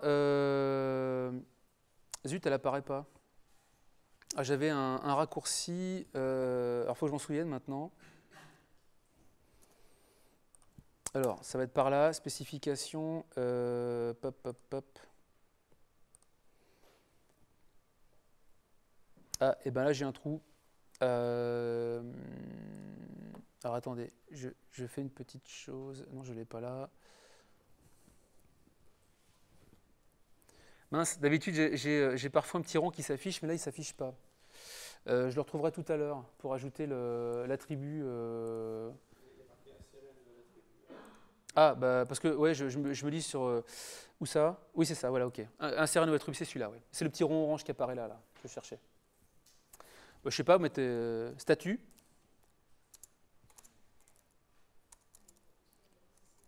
Hop, en cours de validation. Voilà, c'est noté. Et vous mettez tout ce que vous voulez. Donc on a déjà quand même quelque chose, si on regarde bien, au final, assez riche de porteurs d'informations et qu'il faut utiliser comme, voilà, pour faire émerger pourquoi un moteur, pourquoi telle puissance, pourquoi telle... Tout ça, c'est ce qui va conditionner le dimensionnement de tous vos composants. Peut-être pas les choix technologiques proprement dit. Est-ce que c'est une machine synchrone ou asynchrone? Peu importe. Ou une machine à courant continu, mais peu importe. Mais, je ne sais pas, la cordeuse, par exemple, il y a un moteur à courant continu qui est utilisé, je ne sais pas, pourquoi pas un Vérin? J'en sais rien. J'ai pas réfléchi à la question, je n'ai pas répondu non plus. Mais est-ce que ça n'aurait pas été plus simple, plus machin? Bon, là, effectivement, le moteur à courant continu, hyper standard, hyper machin. En plus, je crois que celui-là, c'est un moteur donc Valeo, d'essuie-glace, qu'on va pratiquement trouver dans une casse, donc peut-être pas cher, connu pour être très robuste. Bon, bref, il y a des choix qui vont justifier aussi des raisons qui justifient certains choix. Est-ce que c'est bon sur ce diagramme d'exigence-là? Est-ce que vous voyez à peu près tracer un diagramme élémentaire d'exigence permettant de positionner exigence premier niveau assez générale, exigence de 2, 3e niveau plus précise et tournée vers plutôt la technique. En tout cas vers les spécifications vérifiables. Ok? Les liens peuvent partir au-dessus, en dessous, à droite, à gauche. Ici, vous avez la possibilité de, si vous regardez avec, là, vous avez en haut un icône, là, ici, là, qui vous permet de représenter vos diagrammes de manière différente. Si SML n'est qu'un langage, la représentation que vous faites de ça, c'est complètement libre. Donc là, si je fais ça, par exemple, mise en page de type circulaire, je ne sais pas ce qu'il va me faire. Allez. Il gratte un peu, voilà, il me la met de manière circulaire. Donc mon exigence de base, il me la met au milieu. Je peux la mettre de manière arborescente, comme ça. Je ne sais pas, moi, tracer les chemins dans le style orthogonal. Voilà. C'est au choix. Moi, je pars sur une forme de carte mentale parce que je sais que je peux partir à gauche et en bas. Donc, je mets l'idée de base en haut, à droite et en bas. Donc, je mets l'idée de base en haut à gauche. Pour relier? Ah, bah, c'est très simple. Ici, pour relier ça, vous êtes dans Common, vous choisissez par exemple problème, vous le posez à côté et quand vous sélectionnez votre élément, ici, vous avez ça, le lien qui s'attache à ce que vous voulez, ça. Hop, ici. Donc, alors, SysML, c'est un langage formel, donc le but du jeu, c'est pas de rajouter des 4 tonnes de texte, hein, on est bien d'accord. Mais c'est très pertinent de le rajouter quand ça devient un peu ambigu, pas clair, etc. Pas hésiter. Hein. Outil de documentation, SysML. Hein. Est-ce qu'il y a d'autres questions sur le diagramme d'exigence pour l'instant? C'est bon? Est-ce que ça a dégrossi quelque chose chez vous, là, pour l'instant? Ouais, c'est pas très compliqué. Ça fait un diagramme dans la besace. Je vous propose de faire une toute petite pause maintenant, et puis on continue juste après pour le diagramme de cas d'utilisation. OK ?